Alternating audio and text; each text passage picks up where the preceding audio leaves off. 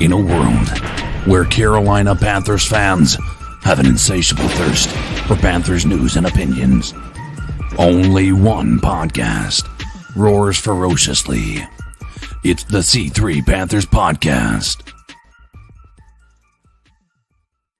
This post-game show, the Carolina Panthers headed to Tampa Bay for their final game of the 2021-2022 season and the final loss of a season. I think that makes 8 straight since week 10 with Arizona. The Carolina Panthers fall 41-17 in what was arguably probably the best offensive performance we've seen in a while from the Carolina Panthers, but not enough to beat the former Super Bowl champions Tom Brady, Rob Gronkowski, and whoever else they can throw out there, Scotty Miller, Perryman. Everybody just kills the Panthers, including the Panthers themselves. So we'll talk about that tonight on the C3 Panthers post-game show. The number is 252-228-5098. That's 252-228-5098. Jump into the conversation like Cody Lashney is about to jump in. My wheelman, my co-host. How you doing, my friend? Tony Dunn, listen, I'm kind of feeling like everybody else, man. The beating is finally over. We don't have to endure this any longer, man. The 2021 Carolina Panthers season is in the books. And, man, there weirdly is a lot to talk about, man. We know that Matt Rhule is going to be receiving a third year in Carolina. We know that the Panthers are going to be interested in potentially Bill O'Brien to be our next offensive coordinator. And then, of course, Tampa Bay just runs over us again after a good first half by our defense, and then everything just falls off a cliff. But you already know what we do, Tony Dunn. This will be the final post-game show of the season. And just like every other game this season, we're going to do the show with the best Panther fans in all of YouTube. You know him and love him. It's my man, Andrew Park, ATX19, Clutch Kamen, Creekside ENT, Grim Reaper, Joey the Blind Panther Esquivel, Kevin Boshoven, Tim Estes, Underground West, Tin Tizzy, Tony Dunn. Ain't nothing to it but to do it, brother. Let's roll. I disagree. That I know that people are saying sources have said Matt Rhule is coming back for a third, but I don't really. I will not trust it until he makes it through this week. Like whatever that is, it Black Monday? Is that this Monday? Would that be tomorrow or Tuesday? Yeah, Something. Yeah, whatever that's the tomorrow, day is. man. Yeah, I'm not fully convinced. I saw John Ellis put out some interesting tweets about how this was good PR messaging by the Matt Rhule crew by going ahead and announcing these accelerated, like to kind of divert the discussion to hiring offensive coordinator. I don't know. Is that we'll see. I'll believe it when I see it. I don't think he is going to be the coach next year after the way that this is kind of trended.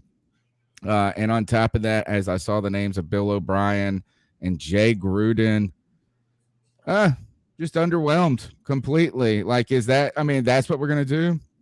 We're going to bring in Bill O'Brien, who had the luxury of being like where all coordinators go, where all former coaches go to rejuvenate their career under Nick Saban at Alabama with every best player in the league all the time.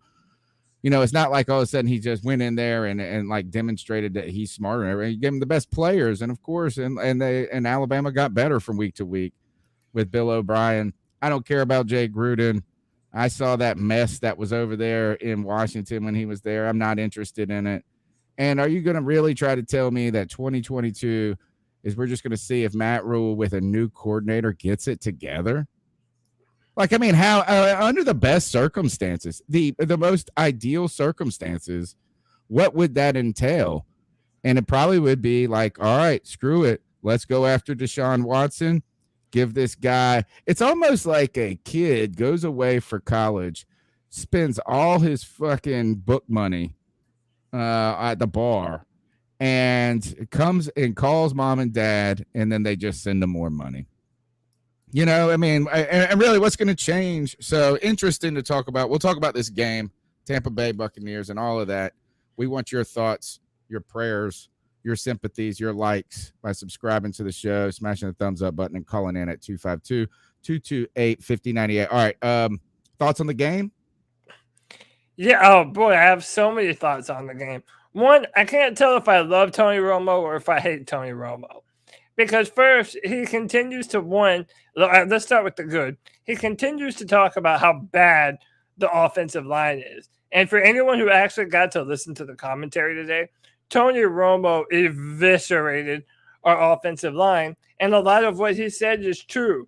That even the easy things, run pass options, little screen passes to the side, Carolina's offensive line makes everything look hard. It makes everything look hard, and that is true. The problem is that he also said, on the broadcast today that the Panthers have young rookie offensive linemen and have had a bunch of terrible injuries on the offensive line this year. So you can already start to see the narrative that's being formed here about, well, Carolina Panthers had a ton of injuries, another season without Christian McCaffrey. And then, by the way, the biggest bit of news, in my opinion, from today's game, Deontay Brown played football today. And I'll be damned if he didn't look good for most of the time that I saw him on the field. Granted, he had some good plays, he had some bad plays. That happens when you go against Vita Vea. But Deontay Brown actually looked good today. We don't know why he hasn't been playing earlier this entire year. And it's just embarrassing, man. And then to hear Tony Romo go on about how, you have to give Sam Darnold another chance. He's going to be a really good quarterback. He didn't go that far. He didn't go that far. Yes, he just said, all right, keep going. Finish. But he really did. He really did say that Sam Darnold, that he does believe Sam Darnold could be a good quarterback. He just needs time to throw the football. So, dude, here we are again. We're going to go into another season where we're going to try and reinvent Sam Darnold and turn him around and try and build up this offensive line and say, oh, well, maybe Deontay Brown and Brady Christensen are good, when he really didn't even give them enough time to prove that they're good or not. Dude, it's embarrassing. Right. The Panthers are embarrassing. I disagree with the criticism of Tony Romo. I think it's important to put it in some context. I think you're right. And, look, he was very clear. He just looked at this offensive line and was like, ugh. Every time they play, he was like, man, you can't win like that. Nobody can play that. This is bad. So, it's just honest on that. Now, when it comes to saying the other things about rookies and injuries, he's true. It's an outsider's take, right? And it's true, though, right? In some ways, it is true. It's just like a kind of an incomplete and lacks context insight to it, right? But look, if you look at Tony Romo's comments, they strike at really what the heart of the problems have been for the Carolina Panthers so much. Is number one is the offensive line is putrid. Sam Darnold has never been behind a decent offensive line, let alone a good one. And it's hard for anyone to succeed, let alone a guy who has become probably overtly shell-shocked by this point, right? But here, the line has been a big, giant problem, and it's so problematic. It doesn't matter who's behind it. It's so bad that even the best could only make it a little bit better of a situation. Now, too, when it comes to the young players and the injuries, it is true, right? If you think about it, we've got Brady Christensen playing left tackle, right? You've got the center, all of a sudden Elflin's moved to center. You lost Paradis. And then you got these kind of stand-ins like Trent Scott and Michael Jordan and whoever else we motion in. I like today, Deontay Brown.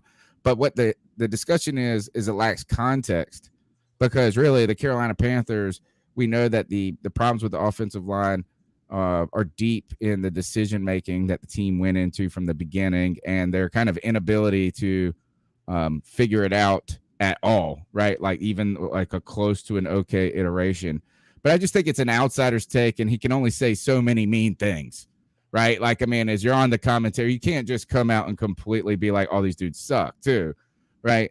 And then the third point, though, is when you talk about the screen passes, where have they been, right? And this is the first week, and give Jeff Nixon some credit for probably calling the best game offensively that a Panthers coordinator has called all season. But these are some of the things that you do to help your offensive line out, right? And we haven't done any of those things all season long. So I'm going to just remind that Tony Romo hasn't watched it. He hasn't been on our coverage team at all this season. Right. So like he's coming in, he's studied up a little bit, but I almost felt like Tony Romo felt like us. We were ready for this game to be over. He was ready for this game to be over. He's ready to get some vacation or some playoff football and some meaningful football. But I don't believe, Cody, that the narrative is being set up for next year is that if we just change this. Is right now, I think that Matt Rhule's comments continue to make him look absurd. He's asked about the reason that he didn't go with Cam Newton. And it's just like he says the worst things possible. He's still defending it at this very moment, by the way. Is he? And it's just like, it's kind of like tripling down on the Brady Christensen arm length. Even if you believe it, you just don't got to continue to say it.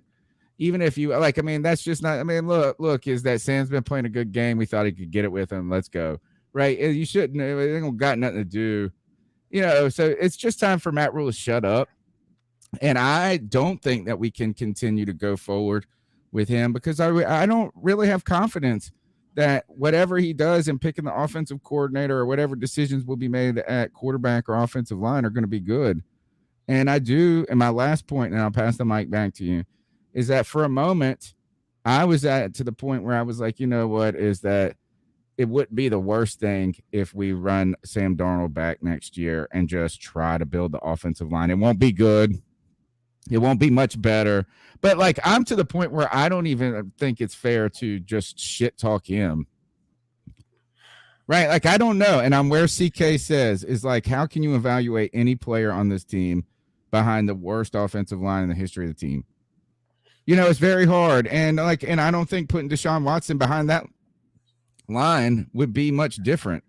It would be better. It would be more tolerable, but it still would suck. And we'd be saying, man, Deshaun Watson would be so much better if he didn't have this. Yeah, but it's like, dude, I signed up for the restoration project for one season.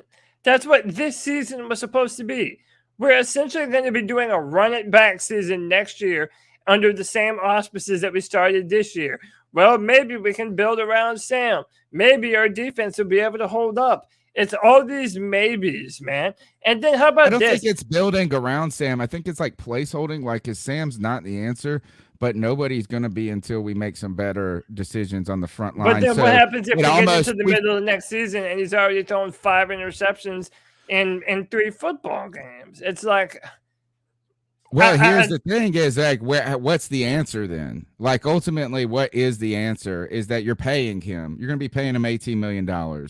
So, you can go draft a rookie quarterback, but I would still hope that they started Sam until that moment, right? Until they couldn't start him anymore. I don't think that going in and giving Matt Rhule the opportunity to sign another free agent quarterback like a Minshew. I like Gardner Minshew, right? So I do like him, but at the same time, is that going to be any different? Is it, at what point are we it's time to rebuild. It's time to rebuild. And right now, fixing the just changing to a different Sam Darnold isn't going to be rebuilding. It's just kicking the can down the road. We shouldn't have done it in the first place. Matt Rhule's got to go, I think. And I think it's just time to start over. So right now he's, continuing to say that, he's never had any conversations with David Tepper about his job and all of. Dude, I don't believe this source. I haven't heard sources close to the owner. I haven't heard those words. I just had sources. I've just heard sources. Have you guys heard different? You guys, in fact, I haven't even opened the articles that they keep saying. I know it says sources. I glanced at 1 or 2 of the republications and that person talking about it. But I've heard this source shit before, and then it just be different. How can you argue that Matt Rhule, that you have confidence that this team is going in the right direction? What is the argument? But then why does Adam Schefter, Ian Rappaport, and pretty much everyone report the same thing? They must have some kind of inside source, unless it could be a janitor or something. But that's what I'm saying. Unless David Tepper is playing everybody for fools, and he's intentionally leaking information to make them think that he's safe. What if Matt Rhule's leaking it? Here's the deal, Tony. I really believe this because I don't believe that David Tepper, his ego is too big. He was never going to admit that he made the mistake in signing Matt Rhule to the contract that he did. And listen, you know how media spin is. I've been on this earth almost 32 years next month. I know when the media at large starts to talk a certain way, that's what they're going to run with. That's what you're already hearing. This offensive line just needs a little help. They have some young players that they need to play. They're going to invest in free agency. They're going to invest in the draft. And the Panthers are going to be a good team next year. And I don't buy it, man. I signed up for this restoration project once. I didn't sign up to do it again, man. It's annoying.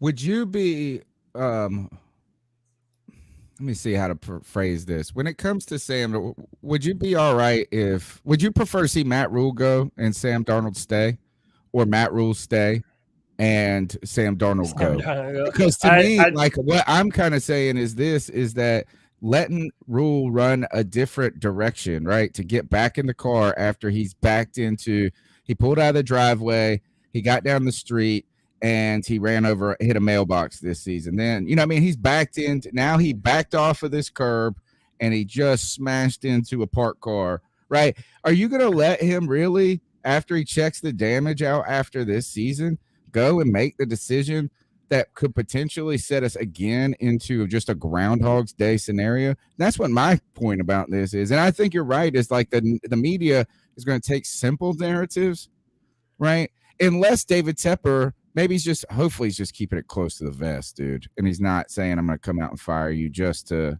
not add kind of insult to injury. But I just don't know how bringing Matt Rhule helps his ego anyway. I think at this point, it's just a sad story, dude.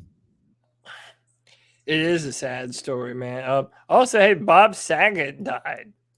That's a news story. He found dead in his Florida hotel. That's something that I saw in the chat room, and then it made me check Twitter, and that's something that happened. So RIP Bob Saget. I grew up watching America's Funniest Home Videos, like most people. But listen, I think these narratives are easy, like you said, Cody, to kind of go on. And I think the one that to me that is kind of annoying is like the locker room didn't quit on Coach Rhule because they played hard today. First, I think they're professionals. They're going to play hard each and every week. Yes. I don't know if just because I saw them go out there and be competitive at moments today, that means that the players fully think that the Matt Rhule is the right guy for the job. Like, I mean, I just think that if you see them like literally not just screaming and throwing temper tantrums on the side, then you are trying to find some evidence right now that supports your claim that things are going on well behind the scenes. And I just don't feel good about it. I don't see it. I don't see anything to really be positive about Matt Rhule going forward. And then he keeps on going with these cliches and tropes. I'm tired of the catchphrases. Rhule said there were a lot of guys that went out there and competed and laid it on the line. What do we give a fuck that they were competing? We don't give a shit that they were competing. And you know what? We know that it's a lie because if you were really letting them compete for the job, Brady Christensen would have been playing at left tackle this year. Deontay Brown would have been playing this season.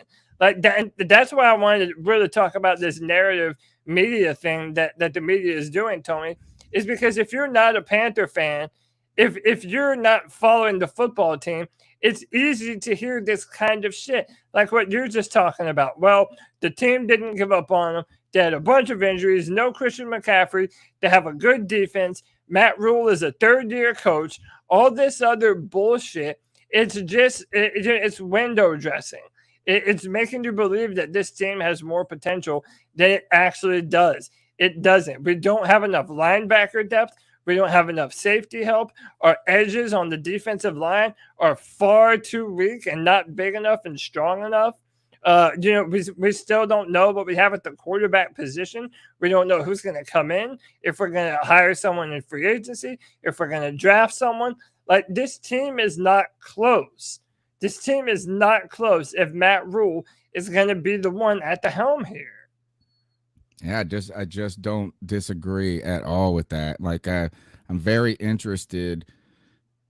And here's the thing. I'm not even going to go into too much with or buy into injuries being this team's problem. I've seen the injury bug creep through Carolina far worse than it has this year, it feels like. It's only been in this last moments that it's kind of hit the defense, right? And don't give me that J.C. Horn going down in week 3 all of a sudden like we would have been a playoff team if he would have been around. I'm sorry. Problems weren't there. I don't think either. We'll talk about some Christian McCaffrey trade rumors and some things. Yeah. But I just think that's like, I think it's foolish if you're evaluating from the David Tepper's position and Scott Fitterer's position to think that we were just 1 or 2 bad luck moments away this year from being significantly different. Yeah. I just don't see it. I don't have a feeling that next year. Let me ask you this, because I got to download export this call. But just answer this question for me: is what is if you're Matt Rhule, and you go into your kind of end of year meeting with David Tepper, what do you say that next year? Why we should have some confidence that next year won't just be a repeat of this year? I mean, basically, like, what would you have? Like, what lies would you have to tell? I mean, no, listen, everything that I just told you that the media is going to say about the Panthers is what Matt Rhule is going to say. He's going to say we didn't have Christian McCaffrey. We had to fire the offensive coordinator because he wanted to throw it too much. You know, we didn't have good offensive line, which is 100% his fault. The thing is David Tepper going to be able to answer or ask the right questions? If Matt Rhule says, well, I just need another offseason to build up the offensive line, well, he could then say, well, why is the offensive line so bad? Does that have nothing to do with you? Did you not draft 2 offensive linemen this year that barely saw the field? Why? Do they suck? Are they not as good as you thought they were when you evaluated them? Why is that? There's a bunch of legitimate questions that should be asked, and we have no idea if David Tepper even has the wherewithal to ask those specific questions. Before we go forward, even say the 1 point either. Right, the 1 point too is the defense. Is that they're going to try to hang their hat on that? Yeah, and the defense. And by the way, apologies, I should have said this earlier. Nirvash donated $20, dropped a $20 love bomb in the chat. Thank you, Nirvash. You know we love you, brother. I can't believe we're keeping Rhule. Tepper is going to lose a lot of fans this offseason and next year. What a mess of a franchise. The Panthers are a poverty franchise, man. We're a poverty franchise. Love that thumbnail, his icon, right? That God award. Yeah, dope. Thank you for the support. You can support the show by calling in at 252-228-5098. That's 252-228-5098. This is the last time we got to do this post game. Thank goodness. I mean, and I hate to say it like that. Usually the post games are the most fun, even when it is brutal. But it's been a long road to hoe this back end of the season. Really, just the 2022 season in general. You can support the show. You can find ways to do it by subscribing, and there's other ways that you can support, like Nirvash and them did monetarily. You can see that in the show notes. Cody, let's go ahead and jump into the cat calls and see what these people have to say about this game. So what are your thoughts on catcalling? Yeah, it's pretty. You shouldn't do that to somebody. And how did that make you feel? Very uncomfortable. So how do you think catcalling makes the person feel? It feels good, like. Who's that cat sitting in the back corner with his face buried in the snow? Who's that kid that can use one?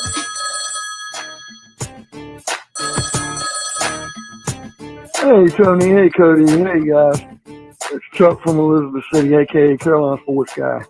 I'm calling y'all at halftime. I'm fucking so pissed. Matt Rhule has got to freaking go. You've got a 7-3 lead and the ball at the 1 yard line on a 4th and a foot. And you've got the greatest running quarterback on the sidelines, and you're going to run Sam Darnold, who doesn't get it. The one thing I wanted in this game was for Cam Newton to get at least one final touchdown as a Panther, probably his whole career. One more rushing touchdown. Matt Rhule has got to change his name to Matt Fool. He's got to be the dumbest ass son of a bitch to coach football. And I'm putting him on a level now that I've always had this hatred for Rivera. He's got to be an idiot to not let Cam score. It would have looked good for the organization, good for the team. Cam didn't score. He would have at least got the first down. We could have went up 14-3. And now we're losing 10-7 at halftime because stupid ass coaching. Coaching. Yeah. We're done. So we probably won't score nothing in the second half. I'm pissed. Matt Rhule does not even deserve another freaking game as a head coach for this organization. He really is. He really. I know it might sound simple, it might sound mean, but Matt Rhule really is a stupid coach. You know what he said in the press conference about that specifically? On the 4th and inches, he said, "Oh, that was a quarterback sneak. If it were a 4th and 1 and you were going to run a quarterback power, then Cam Newton would have made sense." Dude, what in the fuck are you talking about, homeboy? On 4th and inches, you can't run a quarterback sneak with the biggest red zone threat of all time at the quarterback position? It's the dumbest shit in the world, man. This man literally has no clue what he's doing. He has no idea what he's doing, man. And I'm telling you, this next season, this offseason, this next season is going to be rough because you're going to deal with a pissed off fan base, a Panther fan base going into next season that does not believe in any of the bill of goods that you're selling. It's embarrassing. He is embarrassing this organization, and so is David Tepper. Shout out to Indiamo1. He says, "Thanks for doing the show, guys. Appreciate you, brother." Tony, I'm at a loss. What did you say? What's this guy's name? What's the name of this? Ian. No, Eonam1. Eonam. Thank you for the support. We did our this best. Is the halftime. At halftime, they were asked. Matt Rhule was asked about this, Chuck, and he said, CBS halftime report. This is David Newton from, and he doesn't reference who asked the question. Somebody else did do this, but that one of the quarterbacks, they can both do it. One has just done it a lot better for a lot longer. Here's the thing with Matt Rhule that's surprised is I think is the reason he's got to go. The reason he's got to go is that the things that we were kind of sold that he was going to be really good at have turned out to be inherently big weaknesses. And what I mean by that is like kind of this like coach who has this like positive outlook and who can teach and describe and communicate. I think that being an effective communicator, I was conned into believing that was one of his strengths. And it has been a real weakness. I mean, he's just put his foot in his mouth so much this year, unnecessarily, right? Like, I mean, it's kind of like, I mean, it's just like, why did you have to put it this way?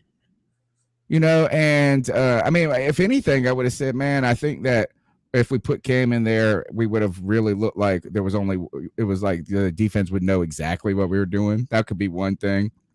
I was also kind of just upset that you didn't try to just go for the end zone at that point and trick everybody, right? Like a bootleg or something like that. I mean, who knows? Who knows? Is that this is where I'm saying is I don't believe Matt Rhule's job is safe, Cody. As I flip over to Twitter, a lot of conversation in the post game asking about his job, and Rhule's coming out just saying I haven't heard anything. I have no reason to believe and now he says the coach trope, which is I'm the coach until I'm not. Yeah. Right. I mean, I don't believe it. I don't believe. He also said all his conversations with David Tepper up to date have been positive. It's like, okay. Yeah. In fact, I bet you David Tepper's avoiding him. That would be my thing is I think David Tepper's probably avoiding him and Matt Rhule's kind of avoiding him too, because it's like one of those things, your boss ain't happy with you. So unless he calls you up and says, come in my office, you ain't going to knock on the door and having coffee with him. And he also says he wants to be a run-first football team. Like this guy is more tired shit. It's just not even a good answer. He's just giving you coachisms. Well, we competed. We have a system. It's so stupid, man. And by the way, shout out to Matt for the $4.99 love bomb. He says, dude, the way Rhule has destroyed this team with how he treats Cam, how he managed this line, the play calling and the scheming, I'm truly heartbroken. Fantastic comment, Matt. How awesome would it have been in the Cam Newton's, what we know is going to be Cam Newton's final game as the Carolina Panther, if he could have gotten one more rushing touchdown? Well, what if he finished the game after Sam Darnold fumbled, after he threw another? Yeah, pick give him an opportunity. Yeah, give him an opportunity. Let him play. But like the fact that he doesn't understand what little moments and little things like that mean to Carolina Panthers fans. Like he wants to come here, change everything, do everything his way, and none of it has been proven to work or actually be worth the damn. If I was Cam, I would say thanks for not putting me in. You know, don't send me out. Like maybe I understand everybody saying he needs to rush the ball. Though? No, that one go send Cam out there. That's what you should have been doing. That's what we had. That's what you should have done that a couple of times when you're on 4th and 1. You know what I mean? Like, I'm surprised they didn't try Cam at all situationally over the last 2 weeks, basically. Right? It's like, but if I'm Cam, I'm happy that I don't end my career in a game that means nothing, getting just slaughtered by this defensive front. Like I'm ready. If I'm Cam, I'm just like, man, bring me my money, give me my check, and let me get the fuck out of here, bro. I won't even come back if you guys ask me to. The number is 252-228-5098. Thanks for your generosity, folks, in the final game. Uplifting, because there's more than one person that didn't want to watch this game. It wasn't just Cam Newton. It was Tony Dunn as well. Here you go. Next call. What's up, C3? 89J Stubbs here. Oh, What's up, Angel Jay Investor. Stubbs? Wish everybody Happy New Year and all that. But Happy New Year, bro. Matt Rhule, man, it's comical. I mean, Deontay Brown comes in and just the whole left side of the line, holes are wide open. We have no timeouts. Yeah. Don't put Cam in to run behind Deontay on that 4th and 1. It's just, I don't know how David Tepper can just look at the team and be like, you know what, I want to continue. It's just that's my point. Now, but anyway, I don't see how you can do that. Yeah, I think the argument though that just one more year, like if we moving off a Rhule prematurely, is even getting stale. Right? I can't even that's not even a good argument from David Tepper at this point. No. Right? It's like we want to give time. Like, no, you haven't given Matt Rhule ain't giving nobody no time. Matt Rhule didn't give Joe Brady no time. Right? To believe in him. Matt Rhule didn't give Teddy Bridge, like these quarterbacks no time. I'm ready. I'm done. And it looks stupid. I think challenging that call too. I was already upset with that. Yeah, I mean, look. I mean, I don't know how much. Challenge? I don't even know how much you were able to see of it. But Deontay Brown did play today, and look. I know I sound like a broken fucking record, and I don't care. What is the Panthers' number one problem always? The offensive line. Why is it that when Brady Christensen finally gets to play this season, in just about every game that he's had to play, he looks good. And then Matt Rhule won't play him and puts Cam Irving instead. Deontay Brown, for the first time, we really see him today. And he actually looks good. He looks decent. He looks like an NFL offensive lineman, like we all thought he was the entire time. And yet he still took him out of the game. Took him out of the game for John Miller, even after he was playing well. Like Matt Rhule literally doesn't understand football happening in front of his own fucking eyes. It's embarrassing, man. He is an embarrassment of a head coach. Embarrassing. Big shout out to Ben Purefoy. $50 cash donation via Cash App. That's the first time anybody sent us money on Cash App, Cody. That's nice. No 30% given to Google that way. We appreciate your support, but we appreciate your time and your ears. And you're really and thank you guys for everybody who does donate to the show. We appreciate it. We also appreciate all the people that have called in throughout this season, who have tuned in, who have made time for us in our opinions. And sometimes the opinions have been absurd. Sometimes they feel like Cody says we just keep saying the same thing over and over and over. But that is, and just going back to Deontay Brown, I was going to ask you, and we didn't do debate my take this week. It's 2 weeks we've fallen short. We have been, you can tell we're even fatigued at this point. I was going to ask you, was Matt Rhule right about Deontay Brown? Because Deontay Brown did come out and talk about his season and talk about how weight is an issue, right? And said, I mean, he's only down to 330. Not only down, but he's big. You know, he is heavy. But at this point, like, I don't even know if it is I can't even give credit to Matt Rhule on saying he's not ready, because, like, how else are you going to get in football shape other than playing football? And, you know, I mean, it's not like the other guys. They might weigh in better, but they ain't playing well. I mean, they ain't playing well at all. But think of the reverse of that. Deontay Brown is not going to come out and also say, no, coach is wrong. My weight is actually fine. I've been able to play this whole time. Tony, my thing when it comes to Deontay Brown is, what is his playing shape? Yeah, he's a big boy. We know he's a 300, 40 plus pounder. But my thing is this: if you're like, maybe his playing weight is a little bit heavier. Like, there are some guys that are just big and athletic. I kind of think that's Deontay Brown. Let him play. But also, when you're so weak in the middle, when you're just absolutely bullied by defensive tackles week in and week out, yeah, I'm sorry. Maybe I want a 355-pound dude in the middle of my offensive line. He's down to 330, but he did say he weighed in at 350, I think, to start. But here was a telling comment about the Deontay Brown conference to me, is that he said the biggest thing that happened to him this season, and it's, I guess, just happened this week, basically, is that he believes he belongs here. Like, he's gaining confidence that he can play at the NFL level, right? I mean, and he was, I think, had some intimidation, maybe.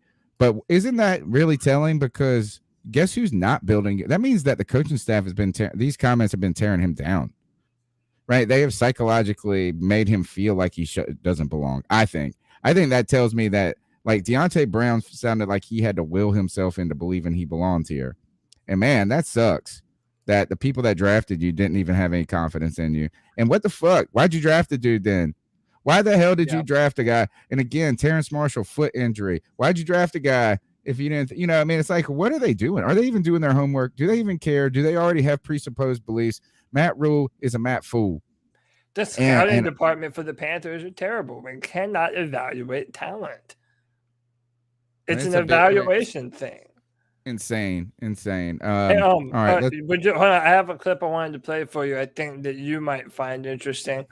It's Jay Glazer talking about, the coaching spots that are out, the coaches that are safe, and the ones that are still to watch. And this is what Jay Glazer had to say. Tell Matt Rhule, I know it's put out there that he's safe.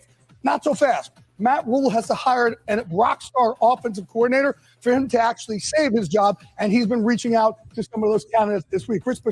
So basically, and that was another thing that Matt Rhule mentioned in his press conference too, that here very soon they're going to be interviewing people for the offensive coordinator job. This is the second time that I've heard that part of Matt Rhule's stability is his ability to bring a big name offensive coordinator here to Carolina. So you see what I mean? Now David Tepper's even setting up Matt Rhule for failure, which I love, because even if he does bring some fancy offensive coordinator here, it's not going to be someone that's going to overcome the terrible offensive line that we have. It's a joke, man. That's why you can't bring Matt Rhule back. You can't. And think about this, is that Matt Rhule's job depends on someone else saving him. That's a bad situation, right? It's like, oh, Matt Rhule isn't going to save himself, right? It's not like Matt Rhule is all of a sudden going to go and they believe that he's going to be able to identify a guy that's going to help them in the offense, but he's also got all these other plans. Just bringing in another offensive coordinator really just proves to you that Rhule isn't that good by himself. I won't say by himself. He doesn't need to call plays. I'm not saying all of a sudden he's got to say, I got to be the offensive coordinator. But this is just a Joe Judge move. This is what Joe Judge did this past offseason. Didn't they go in and bring in the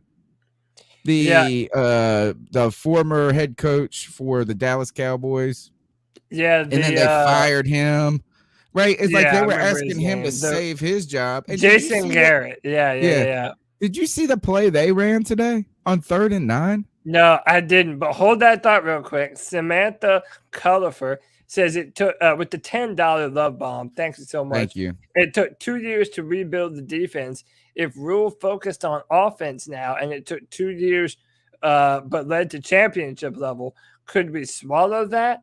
Not a Rhule fan, but looking for some hope. Thank you, Samantha. I do not blame you for trying to find some hope in all this mess. I mean, literally, if you're an optimist, Tony, that's what you're hoping for. You're hoping that maybe, just maybe, if you took another offseason and focused entirely on your offense, that maybe you could right this ship. The problem is, I don't trust Matt Rhule with talented players because I think he's going to ruin them. I think he's going to take these players, try to turn them into someone that they're not, and then roll them out there and leave them out there to die pretty much. And I think that's a sign of a bad coach. He puts talented players in positions to fail. So maybe, but I just don't see it, Samantha. I think that would have worked. I would have been more open to that if I would have seen 2 things happen this year, right? Number one is that a improvement from Sam Darnold from week to week, right? Like I didn't need Sam Darnold to be great. I just need him to get better throughout the season. And I don't, is that like making sure that quarterback move right away from Teddy to Darnold without addressing it in the draft or any other way or having any competition around it, right? Or even keeping Teddy with Sam Darnold to compete with him, whatever it may be, is like this move turned out to be a swing and a miss. And it's not me saying that. I feel like it's Matt Rhule and them saying that at this point. Like they are to the point where they are flailing around. So my first thing is this QB problem needed to just sort of be okay, not awful. And it didn't turn out that way. The other thing I think that firing Joe Brady demonstrates that there are deeper systemic problems than just not having talented players. And my thing is that I would have said we could sacrifice the offensive development at the expense of getting young and fast on defense, as long as the offense was inching forward, just inching forward. But yeah, by firing Joe Brady, you have said that the offense is a big failure, and it's a failure of vision, not just a failure of talent. And to me, this seems like that they don't know what to do. They don't know what to do, and at this point, I don't even think that the defense is good enough to say that at the expense of the offense entirely, that we can just redo that the other way around. I would like if we would have just gotten a little bit better in the back end. If we would have just had a season where we got better from week to week like we did last year, I would be 100% okay with that position. But by firing Joe Brady, it's like a mess, dude. I just think it's a mess. It is a mess, and there's nothing to give Panther fans any hope about it, man. It's just like, at least, like Samantha was asking, what's the hope? At least sometimes you can kind of see, like you said, if the offense was inching forward, giving signs of life, then it would be one thing. But there is just none of that. And then again, now you're going to bring in an offensive coordinator and hope that he brings the right kind of mindset to fix the offense. And then again, if you bring in a good offensive coordinator, one good year, and then they're done, they're going to be a head coach somewhere else. So, dude, I blame Tepper. How about this? We need to continue to point the finger at David Tepper, because even though it's not going to change, he needs to know that Panther fans know that he doesn't have any idea what he's doing. He doesn't know what he's doing at coach. He's depending upon other people's football opinions to point and steer him in the right direction, and none of the people he has around him know what's going on. I think the last point I want to make about why I just do not have a lot of there's a lot of reasons I don't have a confidence in Matt Rhule, but this idea that just running the ball more is like where our kind of identity split with Joe Brady and this offense, and we didn't, that is kind of like demise of this offense. I think it is I'm not adverse to running the ball, right? I mean, I think it's an important part of NFL still. I know that they say that this is a pass happy league, and I'm not saying like I'm one of those people that is like believing that you have to run the football to win, right? And it's got to be your identity. I just don't think running the ball 10 more times a game, like he tried to sell us, is going to change much or would have changed anything. And there was a reason you weren't running the ball, because you couldn't run the ball and you were always down. Could you imagine if he said like the opposite? Stupid answer. Could you imagine if he said, no, we're going to come out and we're going to be a passing football team. We're going to throw the ball. Like, everyone would roll their eyes. What else is he going to say other than we're going to be a run-first football team? You know what that says to me when you say we're going to be a run-first football team? We really don't know how to do anything else effectively but the most basic, simple shit. That's what you're saying when you say I want to be a run-first football team. That you can't coordinate a pass-happy attack even if you wanted to.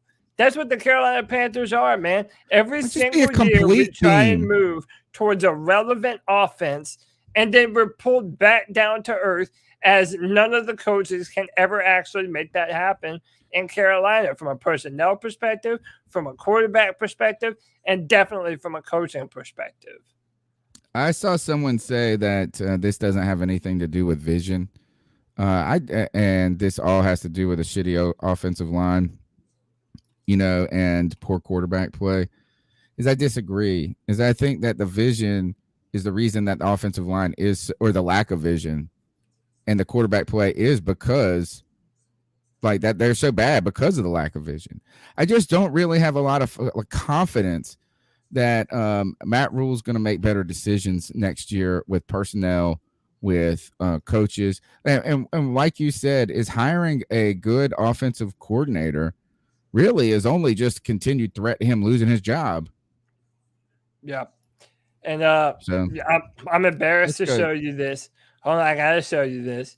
And yes, go ahead and tell me how right you are, but I would be remiss if I didn't show it. The Panthers finished the 2021 season, 2021 season, going 0-7 in black jerseys. Gosh. Since 2018, Carolina is 3-21 wearing black tops. Dude, that is so. I hate that so much.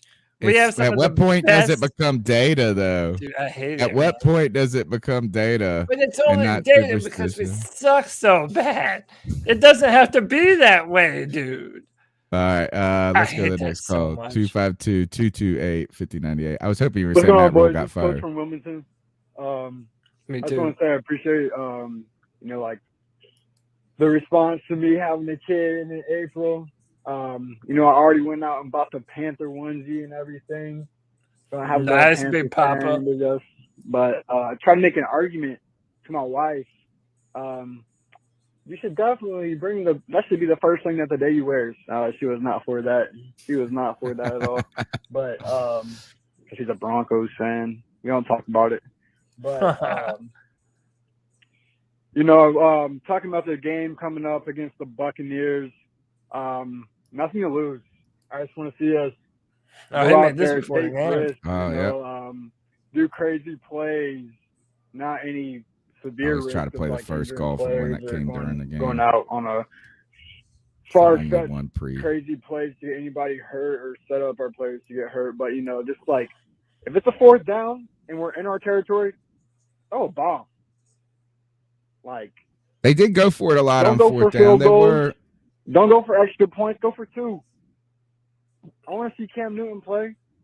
Might be his last game. With the Panthers. I want to see something different. But knowing Matt Rhule, Matt Tool, Matt's not cool. He's gonna fuck it up, and he's just gonna. I mean, it's so easy at this point. It's like a Dr. Seuss book. Butcher our line and not have the correct assignments in, blah blah blah. I mean, like we should definitely have a rotation of players, knowing it's the last game. Everybody, it's like when you're either down by a lot in high school, and you're like, damn, all right, put the kids that never get to play in kind of thing. It's the last game of the season. It feels like we've won 0 games this year. Put everyone in. Like, put everyone in. Bring the practice squad up, man. Do something different. I just want to see an exciting game. But we'll see what happens, and looking forward to the next therapy session. Catch up with us later. Keep pounding. All right, so the Carolina Panthers did offer a good and really what was different about this game than any other game this really, I would say, all season long. I would say maybe we were somewhat effective against the run at times a little, but like I don't know, the defense played a good first quarter. The offense sputtered, but wasn't terrible. Probably our best offensive performance. Like, but really, nothing changed. Not a single thing changed in this game. But the defense looks like it does every week. We look good for a quarter or two, and then the dam breaks, and then everything just goes out the window. Teams start dicing us. Phil Snow calling blitzes at the worst possible time, allowing them to just pick us apart. By the way, Tampa Bay had a day, setting a franchise record for regular season victories after beating Carolina. Tom Brady topped 5,000 passing yards for the second time in his career. And, dude, whenever you play the Panthers, that's what happens. Good things happen to your stat line. I don't know, man. It's like there really isn't anything different that happened today. And that's part of what's so frustrating. More timeouts taken in the first quarter. I mean, it's just like not terrible. Letting Cam in on 4th and inches. It's embarrassing, man. Trent Scott still sucked. Trent Scott sucked. And by the way, if the Panthers couldn't evaluate offensive line this year and they brought in Cam Irving and Elflin and then didn't even play the guys that they drafted, what makes us think that they're going to get it right this year? How are they going to fix and address the offensive line this year? They're an embarrassment. Listen, the Panthers have moved into Cleveland Browns, Detroit Lion, Jacksonville Jaguar territory. Like, that's who the Panthers are. I would actually say that we moved into Jaguar Jet territory, and that's it. Because today, I think the Lions didn't they beat the Packers, or at least made a big time game? I just mean traditionally, like the Lions always suck. They're always a dumpster fire. They'll rally off a few victories, but they're a perennial bottom feeder. And as much as we might not want to admit it, the Carolina Panthers are perennial bottom feeders. This is the first time. This is other than the time that we went number 1, we'll be picking number 6. This is the lowest the Panthers have ever drafted outside of that number 1 pick. That was Cam. God. And I mean, it's really the same pick we've had for the last 5 years. It feels like 3 years. Chris McCaffrey, Derek Brown, who else? And J.C. Horn are all like right in that kind of range of 6 to 8. Just same. Same. It's Groundhog's Day, and that's why we can't bring Matt Rhule back in this. It's just ridiculous. Timeouts continue to be a problem. Let's go on with the calls. 252-228-5098. Panther Podcast brothers, how y'all doing? What's up, G? Hey, man, the season is over. I was watching the game, put up a good fight too, man. But Sam Darnold fumbled that damn ball, and they just threw it there on. They did a reverse with a wide receiver or somebody in Tampa Bay just scored. Now they just scored. It's like 41 to something, whatever, man. I just turned the fucking game off, man. And to be honest, this is the only year where I turned off a Panther game. And a couple of weeks ago when I fell asleep watching the Panther game, I'm just glad the season is over for us, man. The bleeding has stopped. Take off the tampon. The bleeding has fucking stopped, man. I don't know what the fuck this team is going to do. I really don't know. I do not want Rhule to come back next year. I do not want Snow to come back next year. I just don't, man. We need to gut the whole entire coaching staff. We need some people with experience. Even though they're saying Rhule's going to come back next year, I don't know, man. Give me your thoughts on that. Season's over, fellas. Now it's time for the draft. Keep pounding. Gee, I think you're on it, man. Is that this season, out of the 9 years that I have done this podcast, And I hope it's not that I'm getting older and just, more accustomed. I hope it's not like the fire is just for me doing the podcast is dying. I really don't feel that. We've been putting out more content than ever, right? So I feel like we've been amping our game up when it comes to the podcast. But this is, when it comes to fans, for me, this is one of the most blah seasons ever. Like blah. It's just like, how does it get better? It just seems like we're just in a rut, in a funk. And I don't have anything to hang my hat on going forward about what the identity of this team is. Because right now, the leadership is problematic. In the past, I felt like you could say, oh, it was injuries. Oh, well, we're going to get our quarterback in the draft with Cam Newton. Oh, we're going to, we got a new coaching staff and we'll see how things are. Oh, we're building a defensive squad. I don't know what the O is like to build upon on this team is. Right now, the defense, if that's the best argument, is going to have a ton of free agents leaving. And to be honest, they weren't that damn good. Yeah. So, all right, so we can't hang our hat on the defense going forward. I mean, you can't even all right, so next, because we don't even know what the defense is going to look like next year. We have no idea. Don't be counting on Stephon Gilmore coming back. Right? I mean, don't go like, are you going to be able to afford Hassan Reddick after you just squandered the money with Cam and, for this? All right. So let's know. Oh, well, Joe Brady was really holding us back. So we're just going to get a new offensive coordinator. Matt Rhule ain't going to call timeouts unnecessarily. He's going to be better. He's not going to stick his foot in the mouth. No, that ain't going to change anything. Go get me a rock star offensive coordinator. You can't make chicken salad out of chicken shit. Right. And all right. Okay. So then what's the next? Oh, well, we got a quarterback, man. If we just put an offensive line in front of them, things are going to be better. No, we don't know that. There's no reason to believe that. Oh, we're going to put an offensive line together in this offseason. I don't have any reason to believe that. Tell me, anybody, what the thing to look forward to is. And I think the only answer can be is change. I mean, that's what I think the answer is, and that is the answer. You're right, Tony Dunn. That is the answer. But you know what? Panther fans don't get what we want. We get what we're given. And true. I mean, it's as embarrassing as it is. Chicken shit, not chicken salad. We wanted chicken salad. We better enjoy this chicken shit salad. By the way, before we go forward, shout out to Justice Chapman for the $4.99 love bomb. Appreciate you. We always appreciate the donations. We never ask, but we're always appreciative. Another miserable season, but the C3 podcast was always the therapy session we needed. Hope the off season is fun. # fire Matt Rhule. Thanks. Is this Justice from Greenville?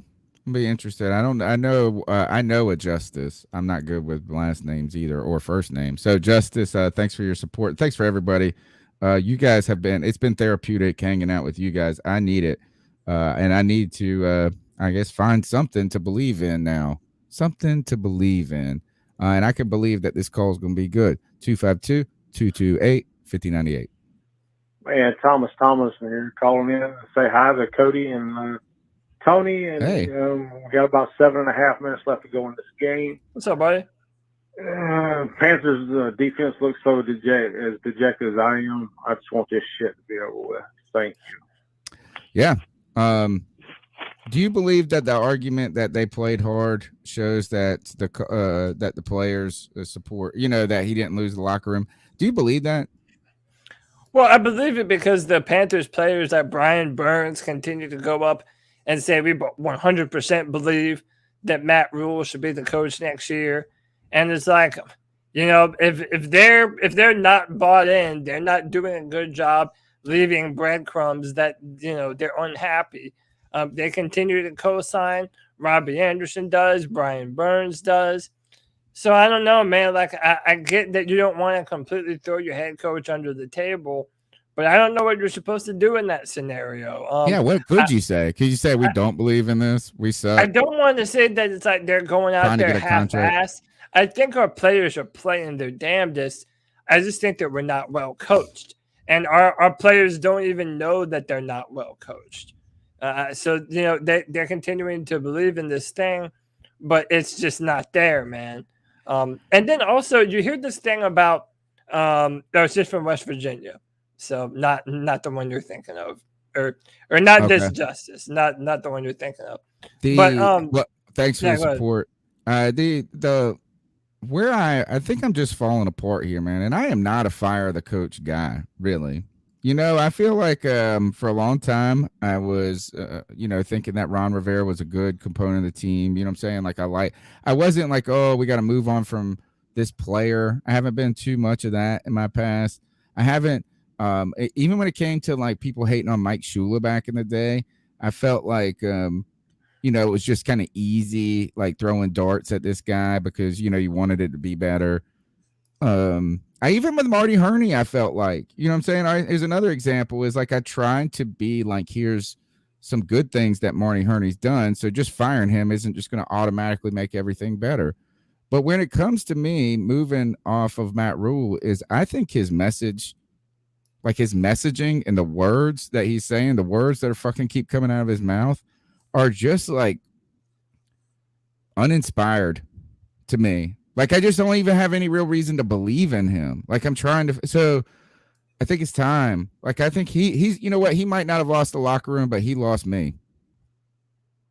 He lost me. And I don't know if he ever had me. He had to win. He had to prove it to me. I thought year one went better than I expected. I thought the team would look like this, like they did this year, last year. And right now, I just don't think the problems for the Carolina Panthers can be more directly pinned upon anybody than Matt Rhule. It's his personnel. It was his offensive line. It's his decision to get Sam Darnold. I just don't know, like, where else? We just can't. Why are we going to give him a multitude of fucking excuses, but you ain't going to give nobody else that? Let's go to the next one. Sam Darnold was asked, does he think that he earned the opportunity to start next year? And he says, I'm not thinking about any of that. I'm just waiting to hear from Rhule. So I'm again, just ready to go home. Yeah. Like, I mean, what is he going to be thinking? Do I deserve? I would say this is right now, nothing is deserved in the NFL. Everything is earned, and I got to go out and earn it next year. That's what I would say. Next call. Charleston, man, listen, I don't care if Matt Rhule comes out next year and gets us in the playoffs or gets a winning record or wins a playoff game. I don't give a fuck. Fuck him. Yeah, I agree. That man had Cam Newton sitting on the sideline at Bank of America Stadium playing his last game on the last drive. That meant nothing. He could have played him on that last drive as a final send-off. But no. Fuck Matt Rhule. But both players can do both. Get the fuck out of here. I agree. What a fucking clown. One has 75 fucking rushing touchdowns. But both can do. Fuck off, Matt Rhule. Fuck off forever. Yeah. Made Cam Newton sit his final game as a Panther for Sam fucking Darnold, the biggest dork in the history of the world. Listen, dude, call me superficial. There is something that you can just see about a quarterback, and you can tell if they have a baller in them. I do not see that from Sam Darnold. He makes terrible decisions. He gets flustered. Even if we build the offensive line, okay, he's not always going to have a pristine pocket. Every time the offensive line falters, he's going to crumble and throw into double coverage?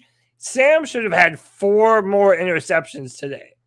I mean, it looked like he was throwing right to where nothing but a bunch of Tampa Bay Buccaneers. Well, he was also getting slaughtered. Like, that touchdown pass to Robbie Anderson was still like a prayer.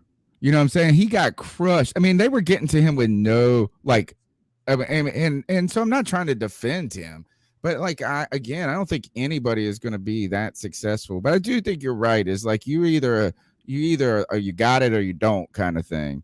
Yeah. And right now, there's not a lot of reason to believe that Sam Darnold has it. But I'm not even mad at Sam Darnold, man. I'm mad at Matt Rhule. Matt Rhule has used and abused these guys in a way that makes them look like the fall dude. Cam Newton, he had Cam Newton save him save the season momentarily by bringing him in, and then he just cast him to the wayside as soon as it was like something that could maybe get him 1 inch closer to keeping his job. Sam Darnold is a patsy too. Is you're going to bring in a guy who was a failure behind a bad offensive line and then put a bad offensive line for him to continue and hope that he's not a failure again? I think this is that the circumstances, the Carolina Panthers, the DNA, the fingerprints are Matt Rhule at the heart of it. He's the murderer. He murdered our season. He did it. His decisions. And so he's number one on my hit list of justice. We need payback, Panthers. We need Panther fans. We need retribution. We call for justice. And not justice in West Virginia. You're cool for your support. And also Kieran Choi, very cool for your support. $20 love bond. A lot of generosity in times of pain around here for the Panther fans. This season defines pain, she says. How about that? Thank you for your support. Let's go to the next call, Cody. Please. Hey guys, it's AU again. Wasn't able to watch the game because it's blacked out in my area. Thank then God. I'm watching Miami close out a win against New England. Thank you. While my team's not doing good, as long as the Patriots are losing, I'm okay with that. Here Matt Rhule staying for another year. We'll see how that goes. The draft. What are we going to do with it? I still think we need to trade back. I want to hear what you guys think. Keep pounding. We'll get. Keep pounding. Trade back. I mean, I don't know. Tony, when you're talking about a top 6 pick, or you have to realize, man, you're talking about a really good football player. In the top 10, top 10 pick in the draft. So yeah, man, I really don't know. A lot of people want to trade back. But man, what if there's a really good offensive lineman staring us right in the face? Another thing that I don't want, I want to put this out there now, so that way it's not too much of a surprise. Don't be surprised if we end up falling in love with a defensive player. I mean, I don't think a guy like Aiden Hutchinson would fall too far, but that's a really good player too. I can already see Tony rolling his eyes, but you can never, you have to expect the unexpected with the Carolina Panthers. Whenever you think they should do one thing in the draft, they're going to turn around and do the other. And we know that, man. We already know that. So it might be a common sense to trade back, but there's not enough evidence to say that we will. I don't know if we've ever traded back in the first round, right? This is a conversation we have every draft, by the way, right? I mean, think about it. Has there been a time in, there's always that moment in the preparation for the draft that you either say trade up or trade down, right? No, rarely is. I don't know if there's ever been an off season where everybody goes, should we not consider either, right? I mean, like the fan base is going to kind of tease and speculate on that. But you also have to have other teams that want to trade up, that would be worth it for them to trade up. And it just seems like out of all the years where those circumstances were ideal, like last year, you saw San Francisco do it.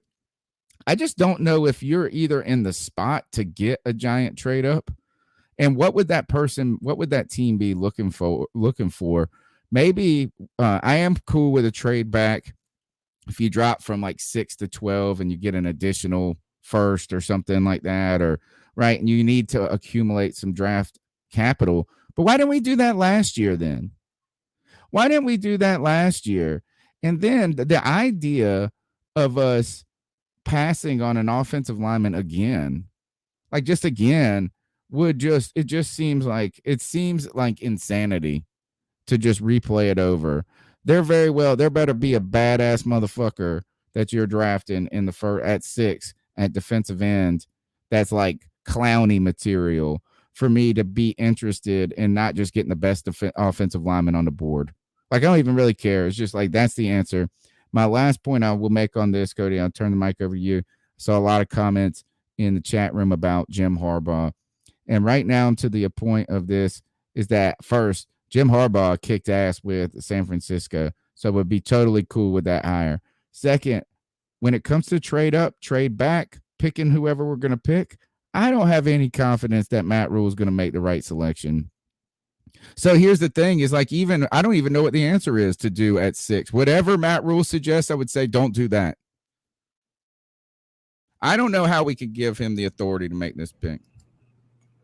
Well, he has the authority. He has final say so on all football decisions, all football operations.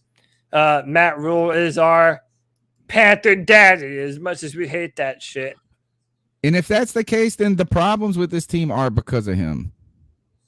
Right? All of them. If this is a personnel deficiency, there's a person that put together this personnel. All right. 252-228-5098. AC3. Oh, it's Noah. Sorry for the language, to boy. say, Noah. what's up, brother? Suck. We suck. Now, tell me how, in the beginning of the football season, it was doing amazing. I mean, amazing. Yeah, like, we won 3 games, and now from there, it's just a downfall. A downfall.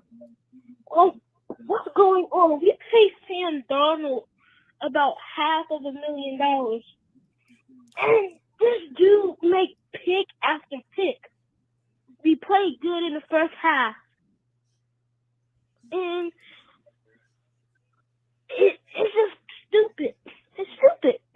We played good in the beginning of the season. And now it's just, and I just wanted to say, hope everybody's had a nice 2021 season.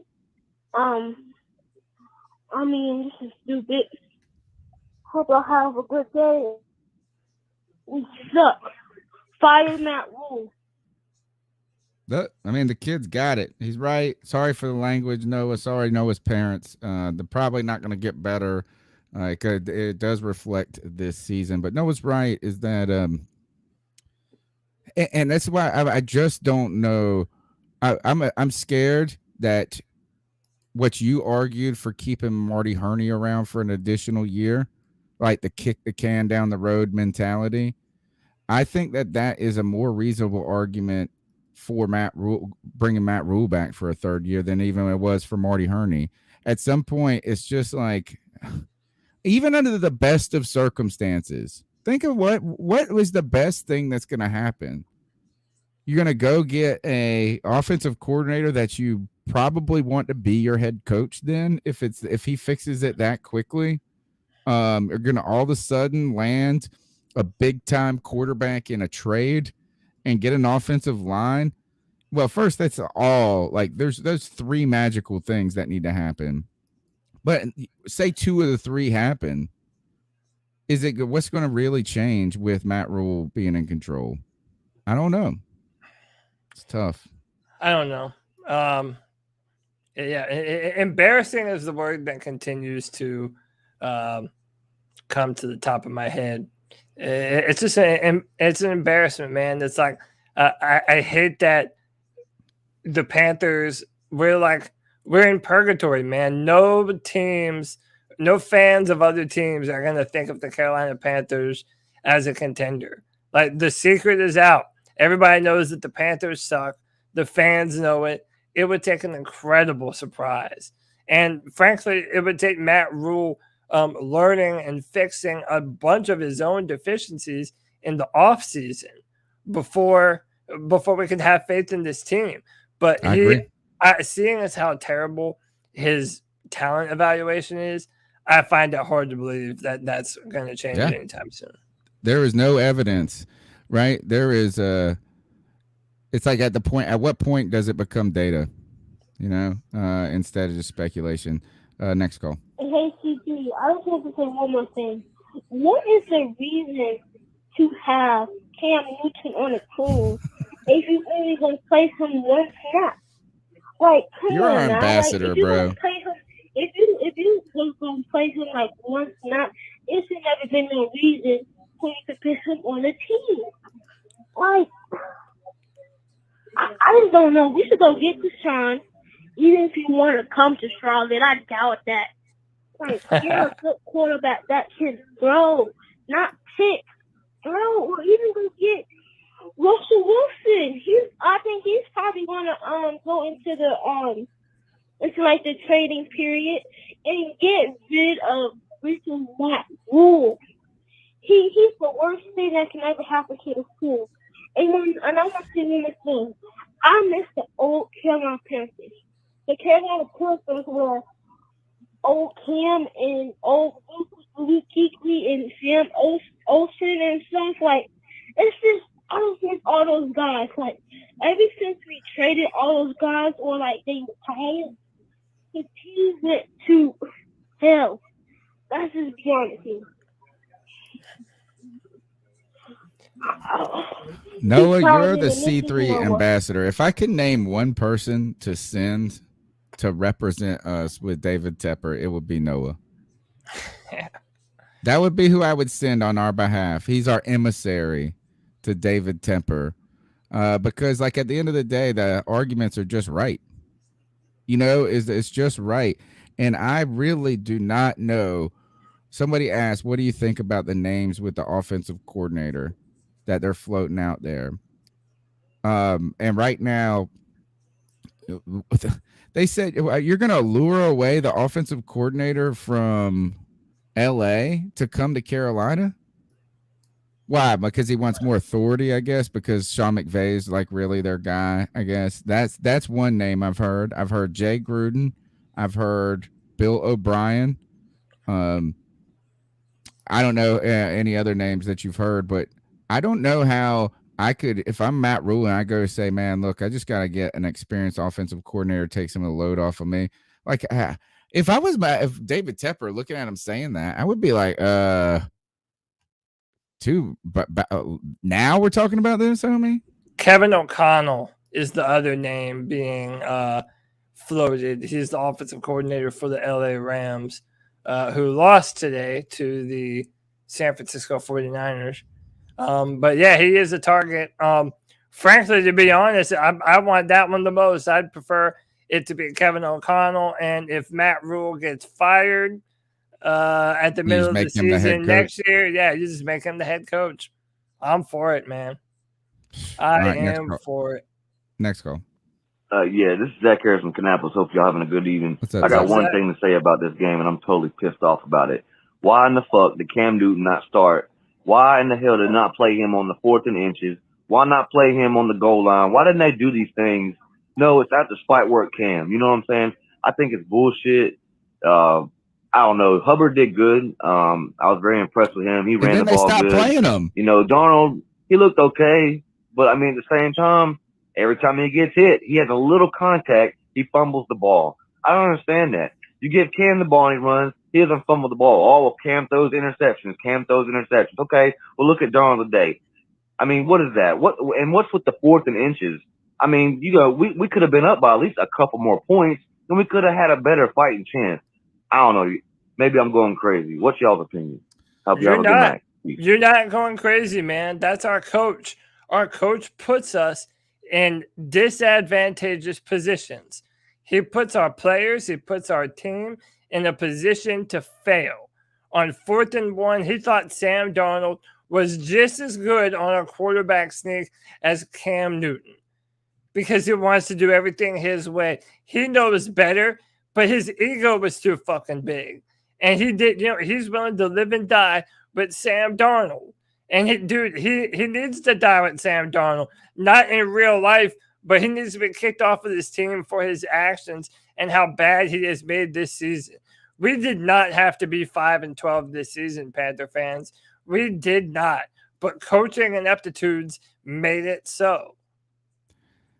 If I think that as people have this discussion about offensive coordinator right now, Cody in the chat, as people call in and talk about it and ask these questions, all of the answers, if you were to give Matt Rhule the opportunity to hire somebody else and run it back next year with a new coordinator, right? I think all of the scenarios that come about show the reasons you should fire Matt Rhule right now. And that is if the team all of a sudden and the offense starts cooking like right away, it's because you brought in somebody that knew how to fix it, that they went and told you what to do at quarterback and what to do at personnel, and you leaned on their expertise entirely, so they should be the coach. If you have any problems with this team is starting out slow out the gate or not looking competitive on either side of the ball, every call is going to be to fire Matt Rhule and name whoever the offensive coordinator is as the interim coach. The idea that a former head coach is going to help Matt Rhule at this point is too little too late. He should have done this in the beginning. And then to tell me that the reason that you stepped outside your comfort zone and hired a guy in Joe Brady that you had not worked with before, and that probably was, in retrospect, something that you felt like was trying to be bold, but probably wasn't the best move. Now you're going to go and hire somebody that you haven't worked with. Was he going to go hire Tom Coughlin? It's so dumb. It's bad. So I don't think there's a reasonable scenario where even when things go right, that points that Matt Rhule is the answer for it. Next call. Yeah, it's Cody here. Young Panther fan. Been calling for a couple of times, but I missed it the last couple of weeks. But I've been watching the Panthers this year.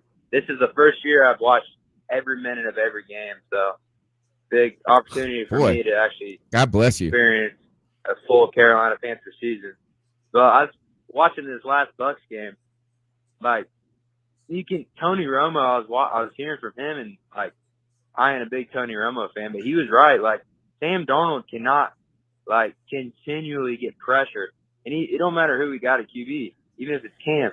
Like, you look, our quarterbacks play really good at the beginning of the game. Like, really good. Like, Darnold was, 9 for 9 in the Saints game first quarter, or 11 for 11, something like that. He's 100% pass completion. And that offensive line continues to get bullied. He continues to get pressured. He's got to get the ball off quicker. It's on his mind. They play more scared. They're not going to step up in the pocket and know they're going to get hit every single play. You can see Robbie Anderson, like, half-ass running his route. Like, that was a Sam interception today. Like, we don't have a system right now that's beneficial to a quarterback. And it sucks to say that because that's one of our biggest issues as quarterbacks. But we don't have a system right now. And then you got people saying we don't got linebacker depth, which we don't. I'm not going to agree with that or disagree with that. We have no linebacker depth, no safety depth. We have corner depth. I'm not even going to say we have D tackle depth. We have barely edge rushers. We don't have no depth really anywhere. Certainly not the offensive line. You could even argue we don't have receiver depth if you want to go that far. No tight end depth. We don't have any.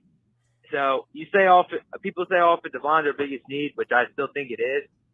And then you got people saying we take a quarterback. We can't take a quarterback because we don't have a team to benefit a quarterback or help a quarterback. I don't know.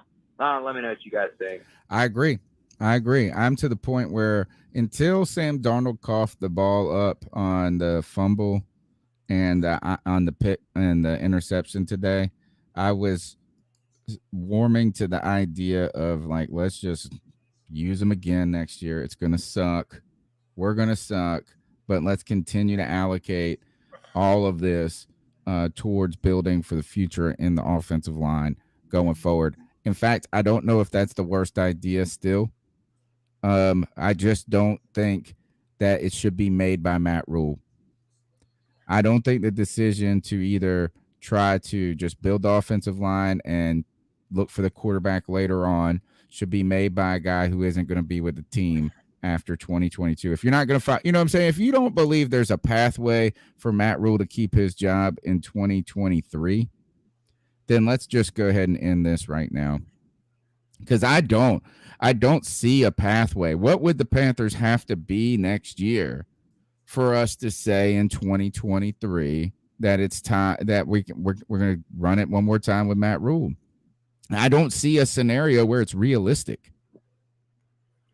No, I mean, even if we're marginally better, like if we're 9-7 and just narrowly make the playoffs, like, I mean, again, Panther fans have gotten so used to mediocrity. I feel like a lot of people would be like, "Oh yeah, well that's good. It's an improvement." You know, at least 8 or 9 wins is 8 or 9 wins. And but what would the Panthers have to do to get 9 wins next year? I think it's like a Herculean task with this roster, with the way, like the caller said, is that it's not just offensive line.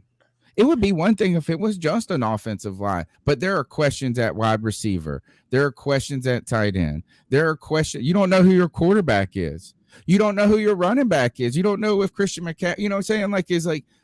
What do you know about this team that even makes 9-7? I think if we did pre-season forecasts of games and you said that the Panthers were going to win 9 games, I would say that is more unrealistic than it was for us that people were saying we were going to win 11 games this year. Yeah. And by the way, the schedule next year is brutal, if not worse than it was this year. Definitely worse than it was this year. So, I think it's time to tear the Band-Aid off. I am where Cody was about Marty Herney. I'm about that with Matt Rhule. Next call. I'm right there with you, man. Hey, guys. Chuck from Elizabeth City, a.k.a. Carolina Sports Guy. What's up, Chuck? You know, my call earlier talked about how pissed I was with Matt Rhule. You got the greatest player, and if not the greatest player, definitely in your first hand, top 5, if not the greatest player in Panther history, Cam Newton. You bring this guy in like you did, and you don't even give the man a chance to score. He'd have scored on that play. And my God, if I'm wrong, he's at least picked up the foot and got a first down. And I think the outcome of the game now, we would have probably won. No. But I tell you, by the end of the third quarter, we probably got a tie ball game. Matt Rhule don't know what the fuck he's doing. And then they just and here's another down point. It ain't just our coaching staff. And the sorry-ass fans who are Green Bay or Tom Brady or New Orleans or I root for New England because they win or whoever it is, the flavor of the week, that don't like Carolina, except for when we were riding high with Cam and Luke. The freaking commentator made a damn comment, and I want to say it was, I don't know which one it was. I thought it was damn Boomer Esiason, but I could be wrong. But whoever the dumbass was that made the comment during our game, between the series I've been playing for so many years, Tampa Bay leads the all-time series. Bullshit. Going into today's game, we've got a 24-18 advantage against Tampa in our history. 24-18. 24-19 now. They finally got a 4-game winning streak, longest they've ever had because of Tom Brady.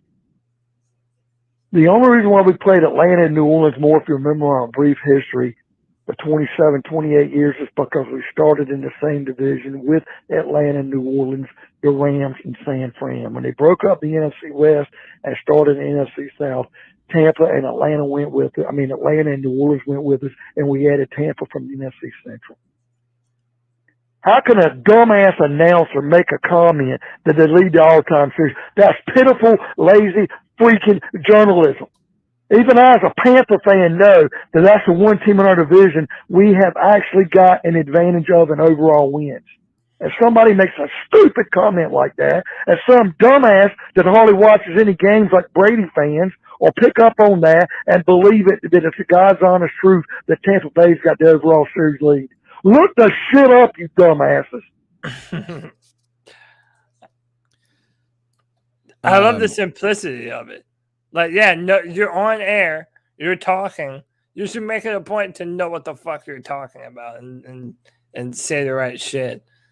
I don't know. It's pretty embarrassing. I want to go back to a conversation that you mentioned when you said that Panther fans okay with mediocrity. Right. Yep. That I think was a very valid criticism for a while with our team. In fact, is that 7-9, 9-7, the flip flop, never having the back-to-back winning seasons. It's just like your porridge. It's not too hot. It's not too cold. It's just right. 7-9, 9-7 seems like a dream at this point. What I'm saying is that if that argument had any legs to it, that we were okay with mediocrity, then we have to say that for the past 5 years of not winning more than 5 games or whatever the hell it's been, that now we have been, if we don't get rid of Matt Rhule at this point and go a different direction, then we're not just content with mediocrity. We're content with the Losing. doldrums. Yeah, the doldrums of entering a newfound land where you said this is that you're comparing us with names like the Lions, like the Jags, like the Texans. I have never in my entire history as a Panther fan, and I've been with the team since Julius Peppers was drafted. That's when I became a hardcore Panther fan, football fan. I've never felt like we were in that conversation. I would have fought somebody.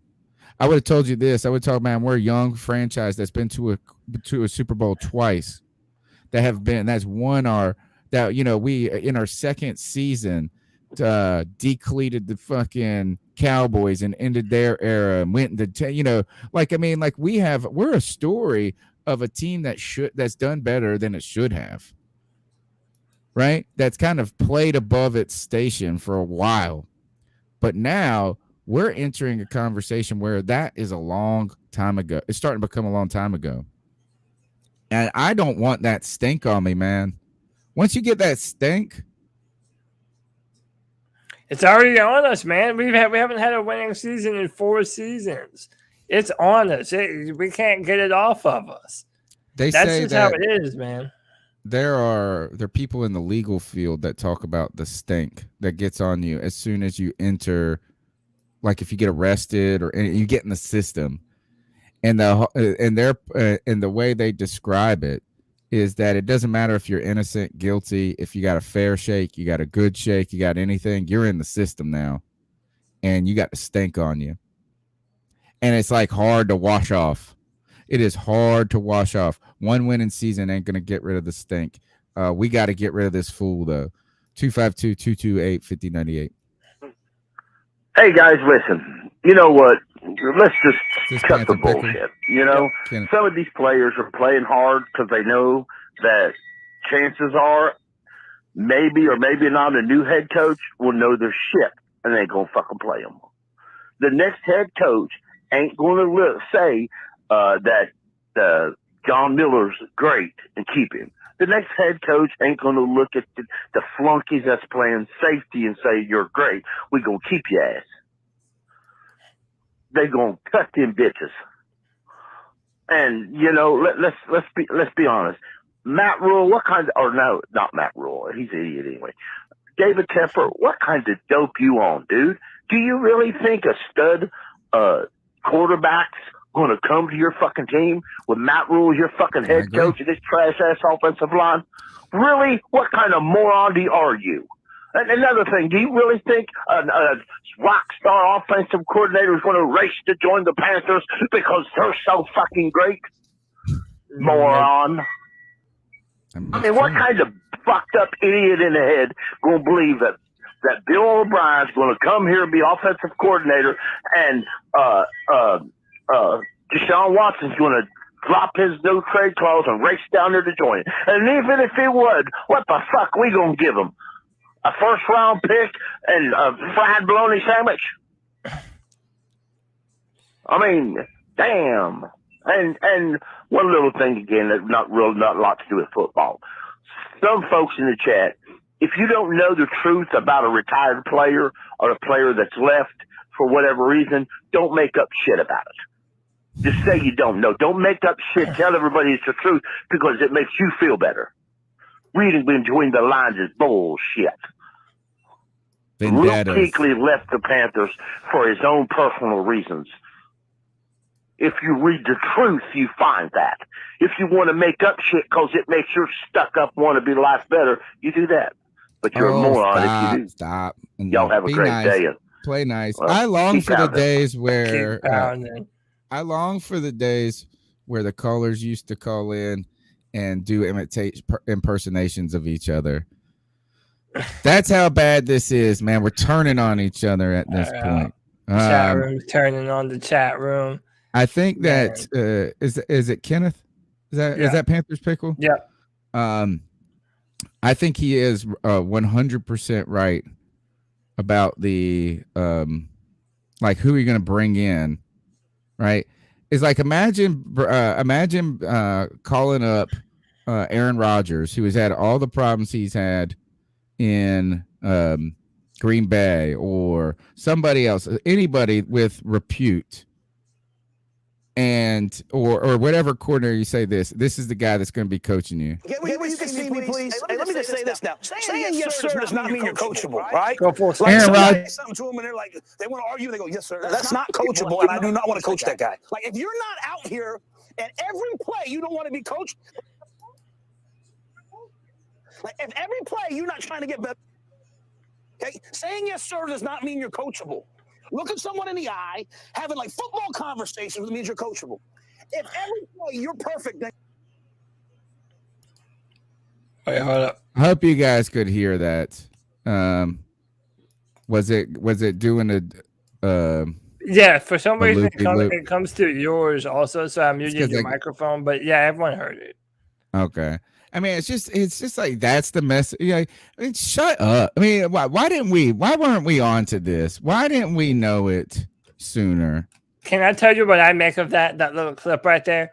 We want guys that are coachable. If you don't like being coached, but then get out and go somewhere else. That is code speak for saying we want guys that are going to do what the fuck we say, that aren't going to have a big personality, that are going to come in and they're going to be yes men. They're going to do the things that we want them to do, that we tell them to do. Basically, guys that have, weak will, that will come in and just say, yes, coach, yes, coach, yes, coach. And sometimes you should do that. But I also think he's telling you that, like, if you're not a certain kind of player, we don't want you on the football team. I think it also tells us that he buys his own brand more than anybody. Yeah. And it's like, I'm going to make you better in this 1 week. In this one play. I think he thinks he's cooler than he is. Like, what do you mean? Like, all you just said was coach 7 times in a row.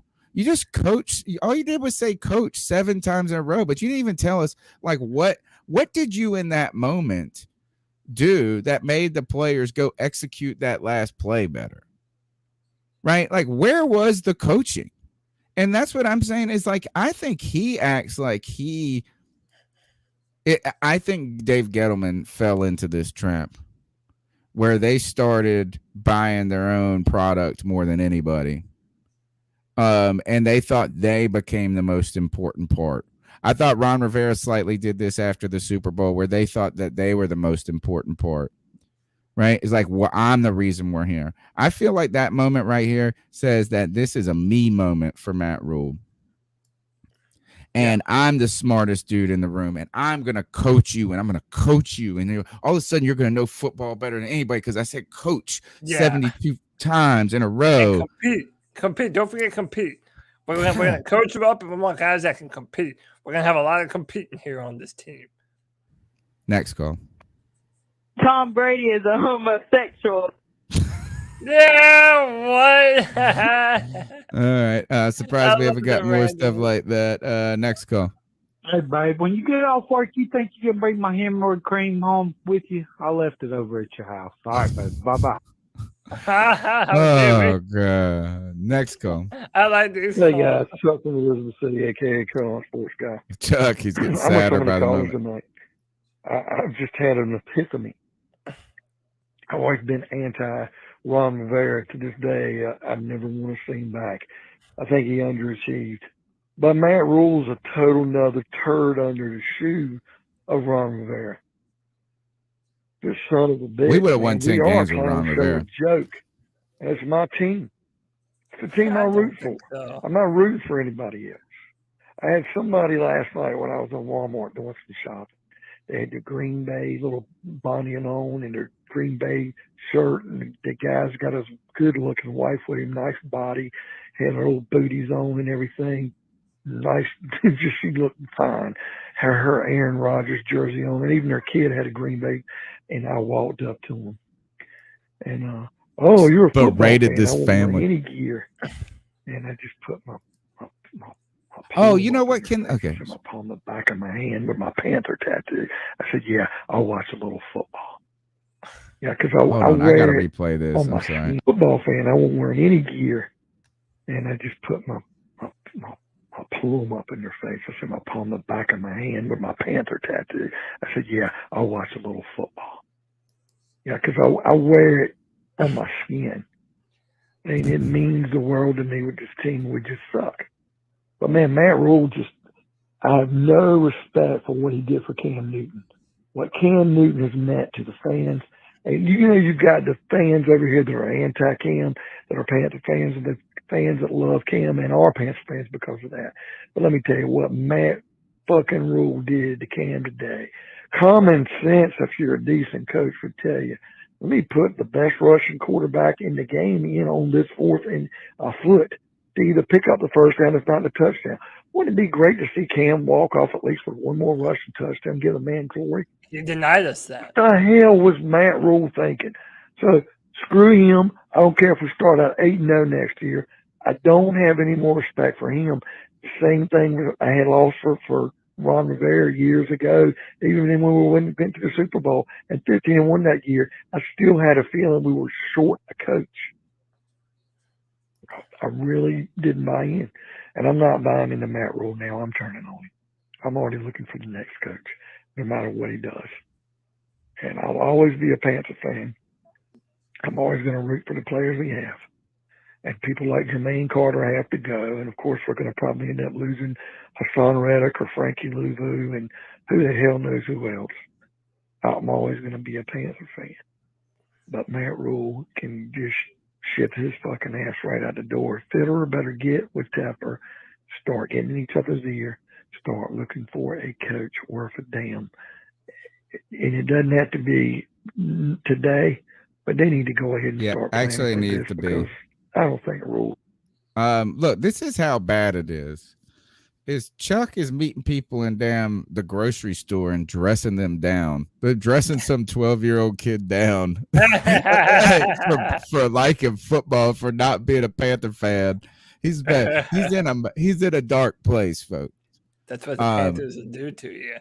It is. It'll bring the darkness out on you. It's like the Ring. By the way, I started reading Lord of the Rings. Like I've been reading a ton lately. I've read so much in the last couple of months, and I was like, I'm on this, and I'm not a fiction guy, not a fantasy thing, but I'm doing it. I'm gonna read this book, and I'm already getting. But the Ring, it brings out the darkness, dude. Like to a certain, it's like the Panthers are doing that to poor Chuck, and like this kid's traumatized, and this mother is like worried about her kid's mental health, about like now he's going to be a soccer fan after this moment. But I think this is, have you ever and I know, look, I'm not trying to say you're a young fan, Cody, because but you are younger than me, right? And I'm not the oldest, so like I don't have this like great football memory and history to me, right? Like some people do, particularly of older organizations. But I can't think of a single person that has been more reviled. I mean, like I guess as Ray Caruth is the only person, because he had a hit taken out on his pregnant girlfriend, on his own kid. But like, I don't think that there's a voice that is supportive of Matt Rhule. Like, I mean, even like, where's Mel Mayock today? Like, even like, what are he really going to say? Like, I've never seen such a singular solo harmonious chant against a person with this organization than Matt Rhule at this point. Panthers a lot. Like, I can't see what I would be astonished. Like, how could you even? I feel sorry for the dude. I don't feel sorry for him. Sorry, that's wrong. But like, he doesn't have, like, his own wife turned on him probably at this point. I mean, I wouldn't be surprised. And yeah, even Matt Rhule supporters are not very vocal today, man. They can't be. I mean, it's like, God bless. I mean, you just feel sorry. But there are none, by the way. We're essentially talking about one Matt Rhule supporter. Like, it's not like that's what I'm trying to say. There are none. Look, you can look at our chat room. We have 177 people, and I mean, no one is in the chat room defending Matt Rhule. Yeah, no one's saying that Matt Rhule should stay, that we're too hard on Matt Rhule. Literally no one. Panther fandom is united behind our mistrust of Matt Rhule, and rightfully so. We haven't been shown anything that says that we should trust it. So think about man, Cam Newton. Think about this: is that Cam Newton is the greatest quarterback we've had, the first superstar in our history, and he didn't even have unified support, right, or hate, right? It's like he split the fan base. There's a group of people that were adamantly saying that he's not a quarterback, right? But there's this other half, right? There has been people who said Ron Rivera is a tough, putting together a hard-nosed team, defense is not sexy all the time, but he deserves to be the coach, and he brought us a great amount of success. But then you had this other group of people like Chuck who said Ron Rivera is not the answer, and he's holding us back. You had this about Marty Herney, there's always been some sort of voice, albeit minority at some point. But there is no voice. There is no, except for Ian Rappaport. I mean, there's no voice, and I'm begging you, anyone, to put together a reasonable case of why Matt Rhule should be the quarterback, be the head coach in 2022. I'll even say I'll even accept partially unreasonable. I feel like that person. Imagine being the attorney who has someone murdered somebody right on camera. All the DNA's there, all the evidence and you is still there. have to defend them. But you got to go defend them, and you got to put together. And the guy goes, "I will not plead not guilty." So you, as your ethical code, you have to go put together some sort of defense and trot out some witnesses. What's the plan for? That's the case that you are going to have to build for Matt Rhule at this point. All right, let's go next. It's essentially Mel Mayock and Ian Rappaport are the only ones defending Matt Rhule, willing to make those cases. And I don't even know if his case is even it's on drugs at this point. If you have anything to Hope say, and sunshine. it's to make excuses for no one but him is what it requires.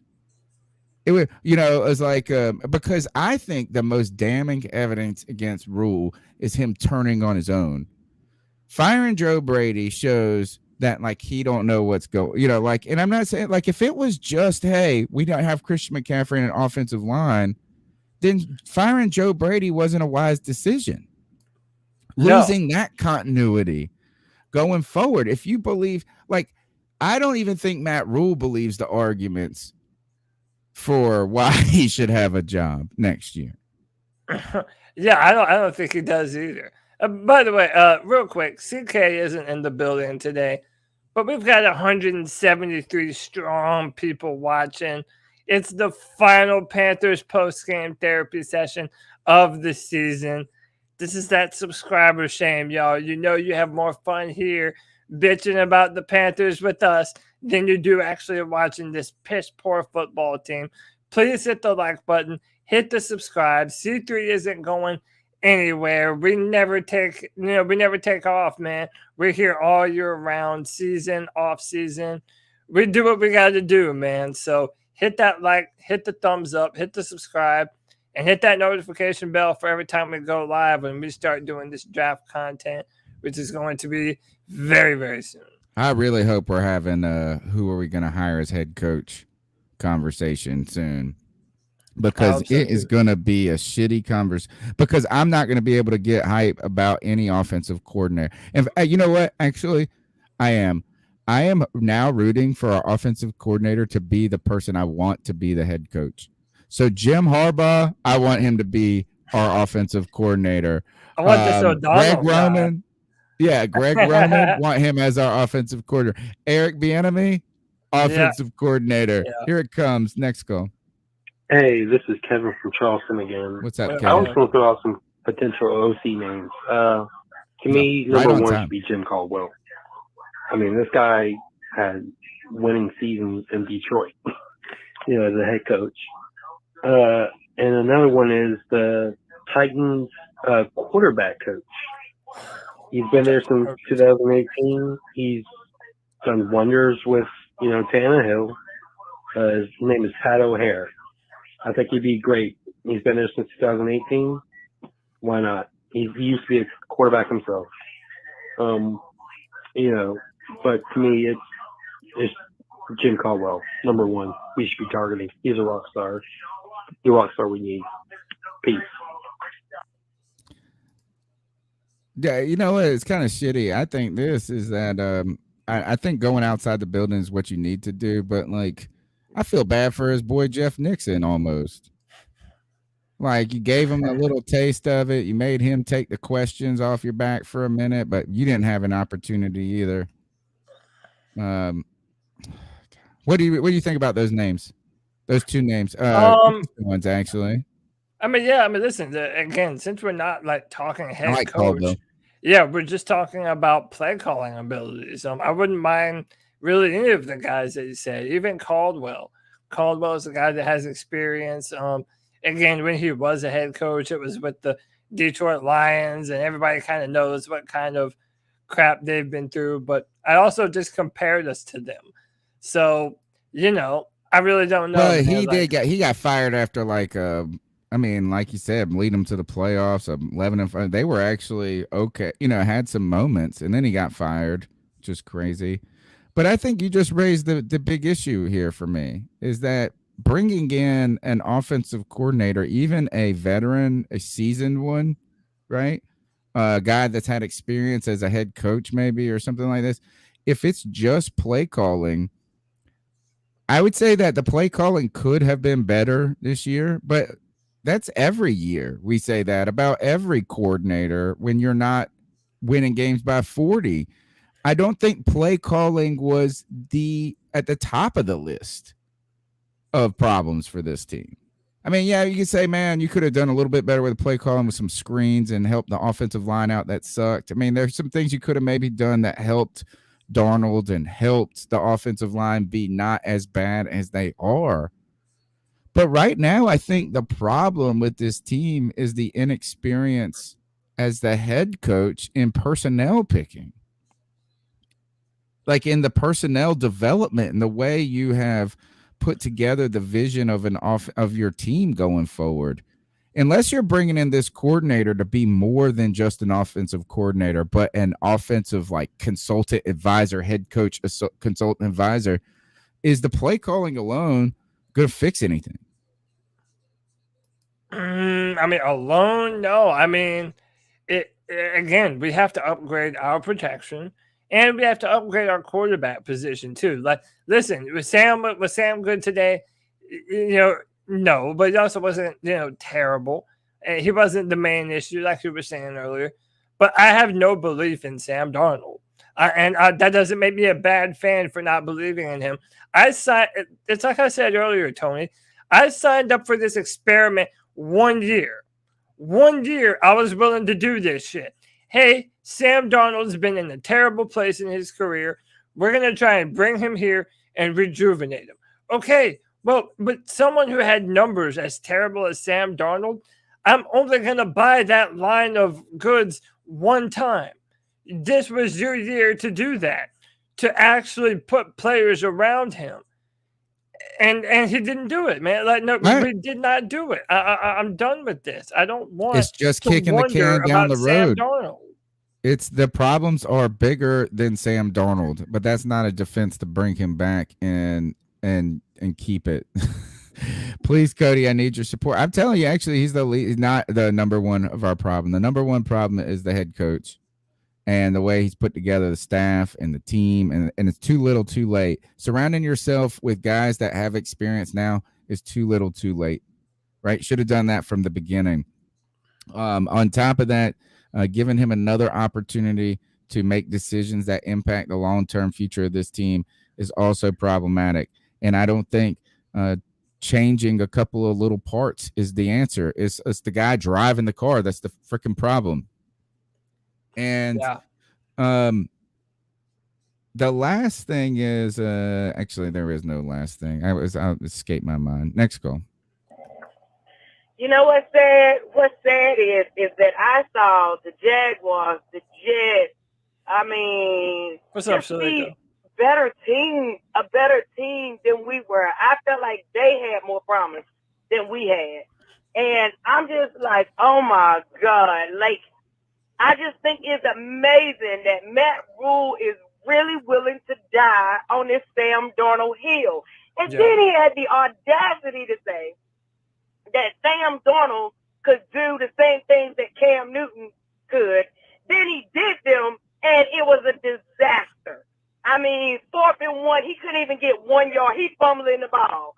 Then you got, you know what I'm saying, a read option play. He can't even read option right. Like, this is like, I've never seen anything like this in Panther history. Like, I have just never seen anything like this. Like, agreed. Agreed. I mean, the sad part is that had he put Cam Newton in there, the momentum would have shifted probably in their direction, because you guys know just like I do that football is a game of momentum. And so he takes the momentum off his own team. Like, I just don't understand. Then all of these timeouts, challenging it as if he was convinced that Sam got 1 yard, like, and wasted timeouts again. Like, oh my God. And then think about it. Grunt got paid $1 million today because our defense was so bad. Then he had the nerve to say that Jeremy Chin would have made a difference. Is he really this moronic? Like, is he really? I just, oh my God, yes, y'all. Shalika. Yes, he is. I can't do a season, a whole nother season of this. Like, this guy is nuts. Like, and I've never seen nuts on this level. Like, this is depressing. No offensive coordinator is going to want to come and work behind him, because it's obvious he has no idea what's going on or what he's doing. Nobody. Oh my God. Like, it is oh my God. Just, I can't even believe it. Like, this is a disaster. This is my exact point. This is my exact point. This is where it's almost even unfair to blame his downfall on Sam Darnold. I think that it's even bigger than that and more problematic than even Sam Darnold. I think he is just one more big piece of evidence in the damning case against Matt Rhule. And I'm not saying that, and I'm with you, Cody. This is not for me saying that this is like the Darnold experiment needs to be beyond year one. But again, you're almost still, there is still like, in some ways we were hoping to see that Adam Gase was Sam Darnold's problem, right? And now there is an argument that Adam Gase's problem was Sam Darnold. That one has actually come into the spotlight. And then on top of that, you could almost make an argument that Matt Rhule is more of a problem for Sam Darnold than even Adam Gase was. Probably, man. Dude, how fucking terrible is that? That we're comparing Matt Rhule to Adam Gase. Like, it's worse than Adam Gase. Yes. We have been duped. We were, this entire fan base, David Tepper. David Tepper was duped. David Tepper got duped. The most expensive snake oil from one of the hey, say what you want about Matt Rhule. He's a damn good snake oil salesman. A lot of people compare him to a used car salesman, or a car salesman in general. And I don't want to, I feel like that is offensive to car salesmen. I think that what Matt Rhule did is sold David Tepper the extended warranty on a brand new car, or an extended warranty on a it's never a good idea to buy the warranty. Yeah. Like, rarely is it. Usually the warranty only is first of all, the manufacturer warranty is for the first year. If you get a 2-year, you're really buying we were sold the warranty. We got so enamored by this awesome warranty, we forgot to look at the product that also sucked. Next call. Fuck the Bucks. Matt Rhule. Can't fucking tell. Yeah, who? I love the random ones. The random ones are by far the best. All right, next. They make me smile the most. Hey guys, Chuck from Elizabeth City. Just dress down the guy that paid for my. Bro, Mox has always been with Jerry Richardson. Oh, and of course, Sam Mills to keep pounding on it, keep pounding. Guys, we keep playing like this, it's going to keep floundering. Because for the last 5 years, we have done nothing but flip flop and just fuck around and lose every way possible. Keep floundering. Keep floundering. That's all we're doing. I want to. People are saying Tepper got finessed. My biggest. I continue to come back to this, Cody, is that the most jarring evidence for Matt Rhule's need to go, to me, is not what fans are saying, but what he has done.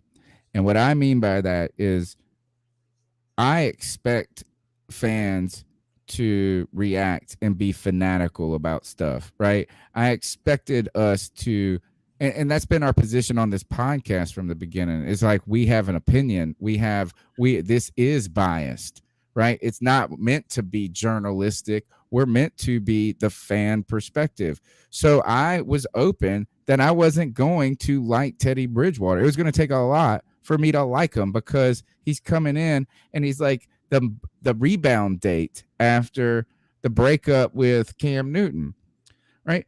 But what I'm saying is this, is that like I expect fans to go, oh, well, just fire Sam Darnold. He's the problem. Just fire Joe Brady. He's the problem. Just do this. Just do that. The coach isn't supposed to be the one doing that.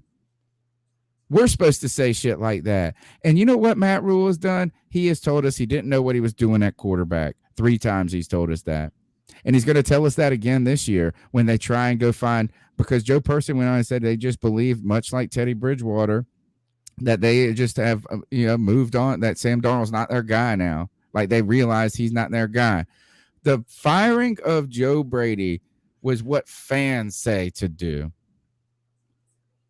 That's what we say. That was like a sacrifice. But if he really believed in what they were doing, he wouldn't have done that. He doesn't believe in his own product. And that's the problem. That is the thing, is I don't think that he can go forward and tell me he has confidence in this process, the brand, or whatever the fuck he's building, because I think it's become clear. We open the hood and there is no process. There is no brand. And the person that's trying to tell us that there is a brand knows there isn't one. Well, Sam Darnold in the chat wants to know our record before Sam and Matt Rhule came here. We were 7-9 in 2018 and 5-11 in 2019. So not much better. I mean, you could say in a lot of areas we have regressed, and we are regressing. It's getting worse and worse. I don't know, Tony. It's like, we're it's not about now for me. It's the future, and the future looks worse than now, Cody. That's what I'm worried about. And I don't care about this year.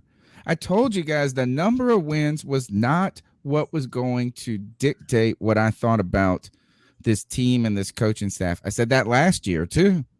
It's not the W's.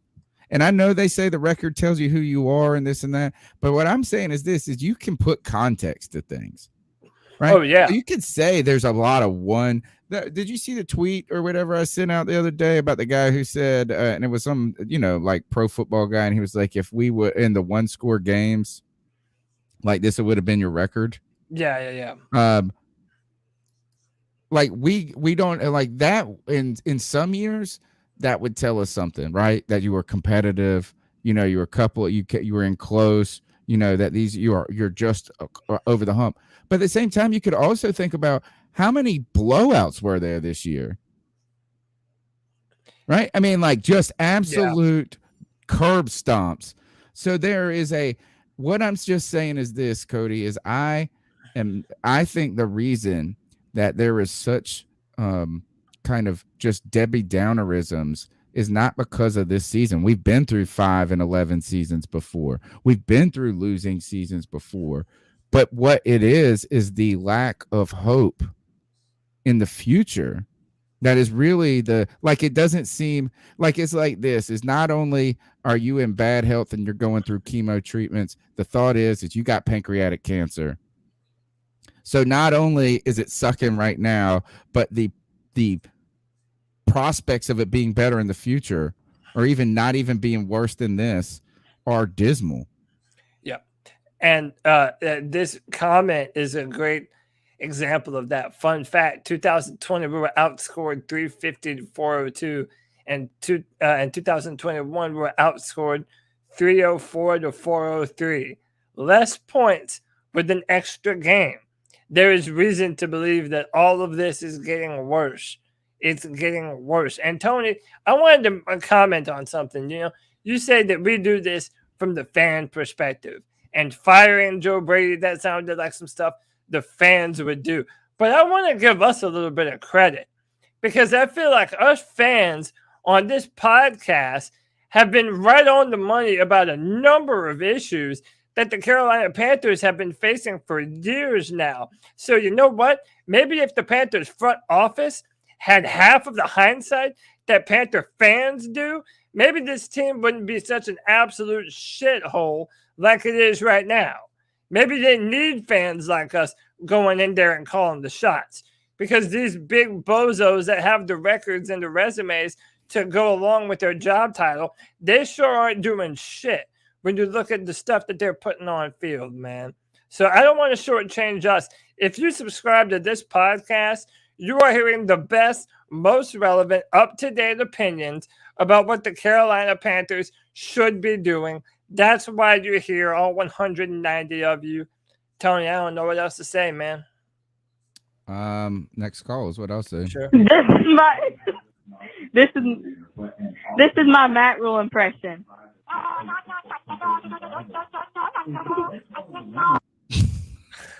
Somebody was having too much fun, dude. They are having a good time. I like all it. Right. That's all the calls for right now. I think that the sad part is that look, and not only did I just compare this team to literal cancer, I compared it to the most deadly cancer, pancreatic cancer. Yeah, right. right. Like it's like the death sentence of cancers. Couple of things is, let me see, when it comes to today's game, I don't think there's really anything to and more for I want to talk about. Look, Denzel Perryman is playing good. I mean, not Denzel Perryman, the Perryman guy for Bucks is mossing us. Like, I mean, like, I don't even know what would be. It's the same. Player of the game, or what? The dab on him pick, right? The dab on him pick is probably the last time. We're gonna keep calling it that forever in perpetuity until someone contributes more to player of the game than Cam Newton has in his tenure. That's when we'll replace it, when a player becomes more pivotal and changing than Cam Newton. So that's a big, tall task. I'm going to give it to Jordan Gross. And Jordan Gross doesn't play for the team. He was doing the broadcast, the color commentary with Mick Mixon in the final game of Mick Mixon's illustrious, robust, ample career in the booth for the Carolina Panthers. 17. He wrote this sonnet that does like that pregame. Do you know, we've heard some cool ones from Mick Mixon about how the Panthers season was reaching puberty at this point, but he goes on in the setup every game. He does this like metaphorical description of the team, Mick Mixon, and Jordan Gross did one that was awesome today for Mick Mixon. So he wrote him a sonnet that encapsulated Mick Mixon in his career. And I tell you this, is Mick Mixon he was fun to poke fun at times.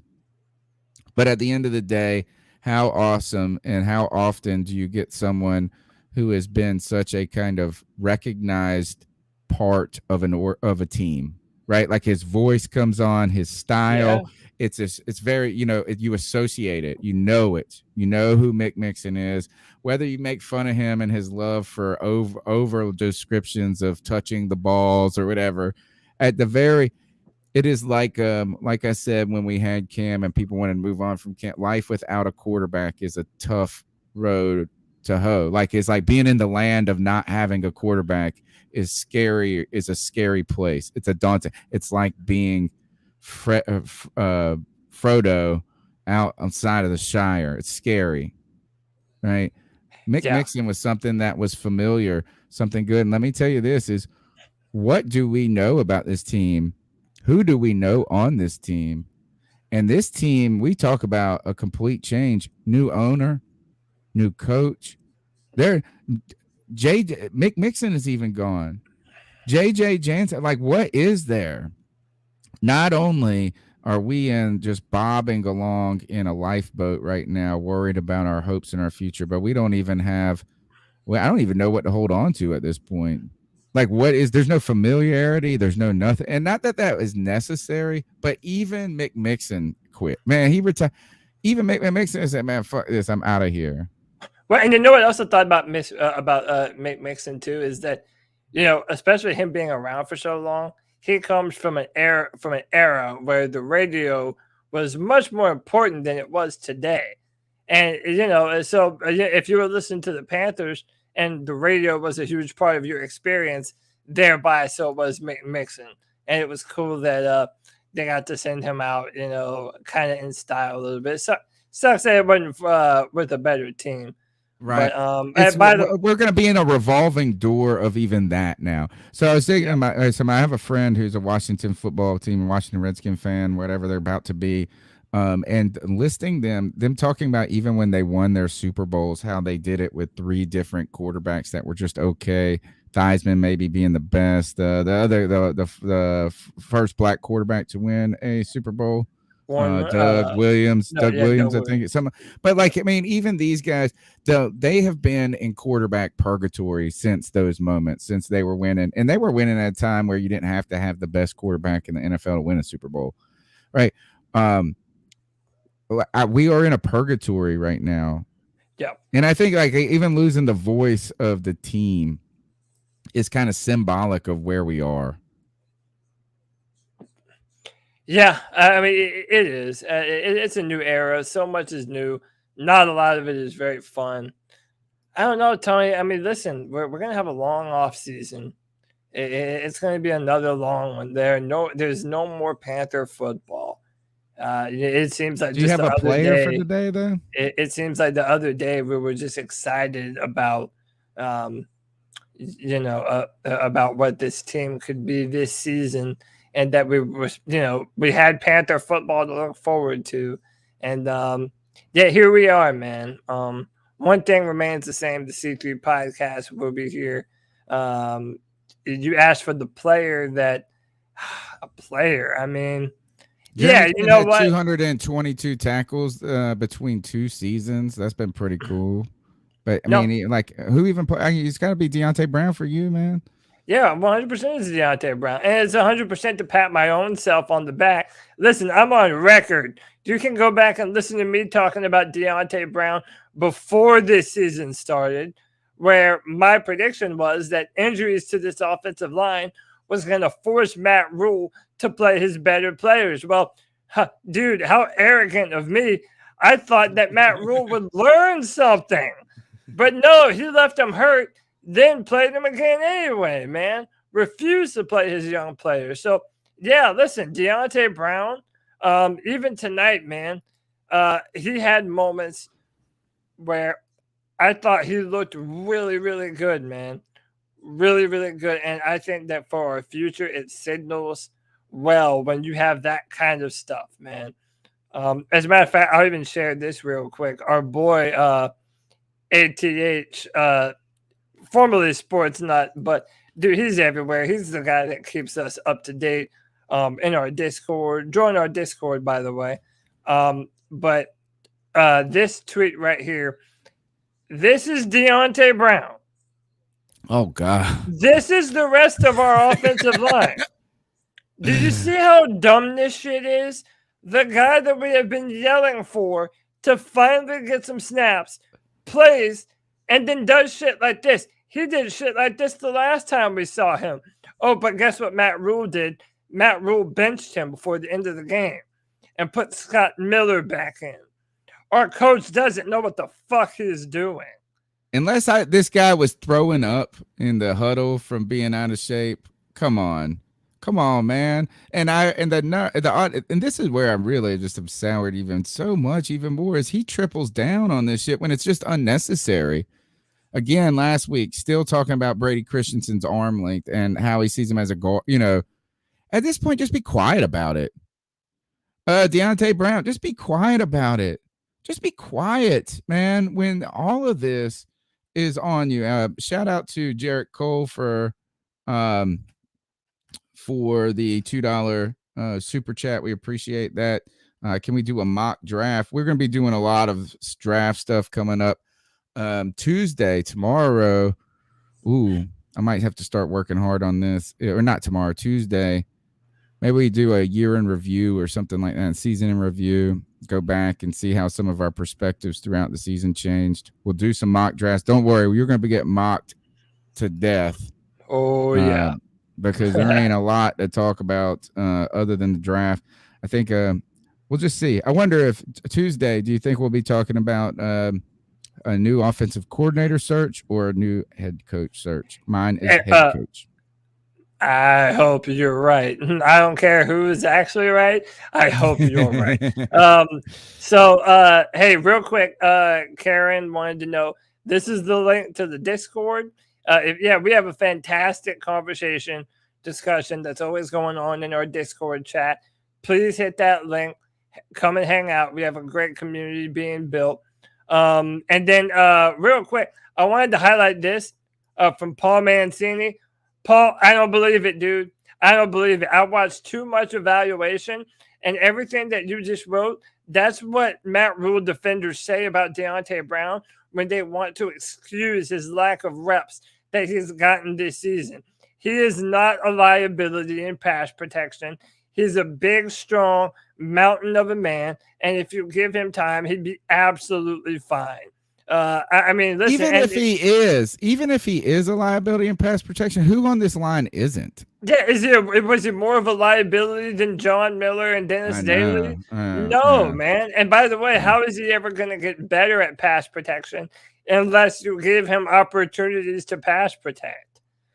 So, all right, my towel of shame this week goes to Matt Rhule in perpetuity. Matt Fool. Pick your reason why. Pick your reason. You can pick between the timeouts, the continued just like ridiculousness that it's like, why do we never have timeouts in the first half? Thank God you get more in the second half, or else we would be really screwed. You can pick the Cam Newton, the 4th and 1. You can pick the continued comments to the fact that he said, I see a role for Deontay Brown on the special teams. That's what he said this past. It's just like, oh my God. Like, what? All right, Gunner. Deontay Brown. Whatever. Like, you just pick your poison of why Matt Fool deserves the towel of shame. There's many and plenty of them. Towel of shame. You got one other than that? Towel of shame. Dude. Jermaine Carter. People were talking shit about him a lot today. Look, how about this? This great defense, dude, was just getting destroyed. And I know they're hurt and all this, but I'm sick of excuses. That's actually the point I want to make of Wigatab 001 is that I think Matt Rhule's Rat Mule face has become the most punchable coach face. Like, I don't even like looking at him. Like, you know how people talk about that about Sean Payton? Panther fans say that about Sean Payton. My own coach is that person now. He has superseded. He has moved up the line on most hated faces. Hey, dude, Rat Mule. That's his name from now on. Until he actually does something worth a damn, that's Rat Mule. And I don't give a damn what anyone says, man. My towel of shame goes to the guy who's put us into this entire mess. And it's David Tepper. It's David Tepper, Mr. Day Late, Dollar Short, Mr. We already know I'm going to fire Matt Rhule in the middle of the year next year. And then, by the way, we'll probably string off some victories after we do fire Matt Rhule. So, to me, it's David Tepper, man. For this season, for these seasons that you have put us through with your inability to make proper decisions when they matter the most, and also to not keep his ear to the ground enough, man. I really wish David Tepper was truly out there listening to our podcast, listening to fans talk about this football team and hear us make common sense arguments about why our young rookie players are not on the football field and how unacceptable that is. I mean, a bunch of little things. To me, David Tepper deserves it the most. A couple more calls came in. We're going to play them on Tuesday night. Right now, we've flogged this horse. It's almost 10 o'clock. I got a class to teach in the morning and still have some things to get ready. I'm tired of saying the same things over and over. Thank you guys for your support. You can call in for Tuesday night show, 252-228-5098. We'll plan on doing a mock draft on Tuesday, and I want Cody, this is your homework, Cody. It's the Rat Mule mock draft, and that is we have to mock it with until otherwise with the belief that he is going to be the coach next year. And so I think that the mock draft would change significantly if we had different coaches. I would think, you could argue that. So this is we'll do a quick mock of what it looks like for the Panthers, and it's going to be easy because we only have a first round pick. And there's only like one pick. So we'll do that, and when we look at that top 10, who's eligible at 6, and Matt Rhule might be interested in, and particularly his style of trying to save his job. We'll be here Tuesday night for that, the year in review show. Hopefully I'll be able to put all that together. If not, we'll do it. I might put it when we get closer to the Super Bowl. Tuesday night, 9 p.m., longest running Panthers podcast. Great support in the chat room. People listening. Check us out on iTunes, TuneIn, Stitcher, Spotify, all those. Just go give us a subscribe, hit the play button. Listen to us in the car, in the gym.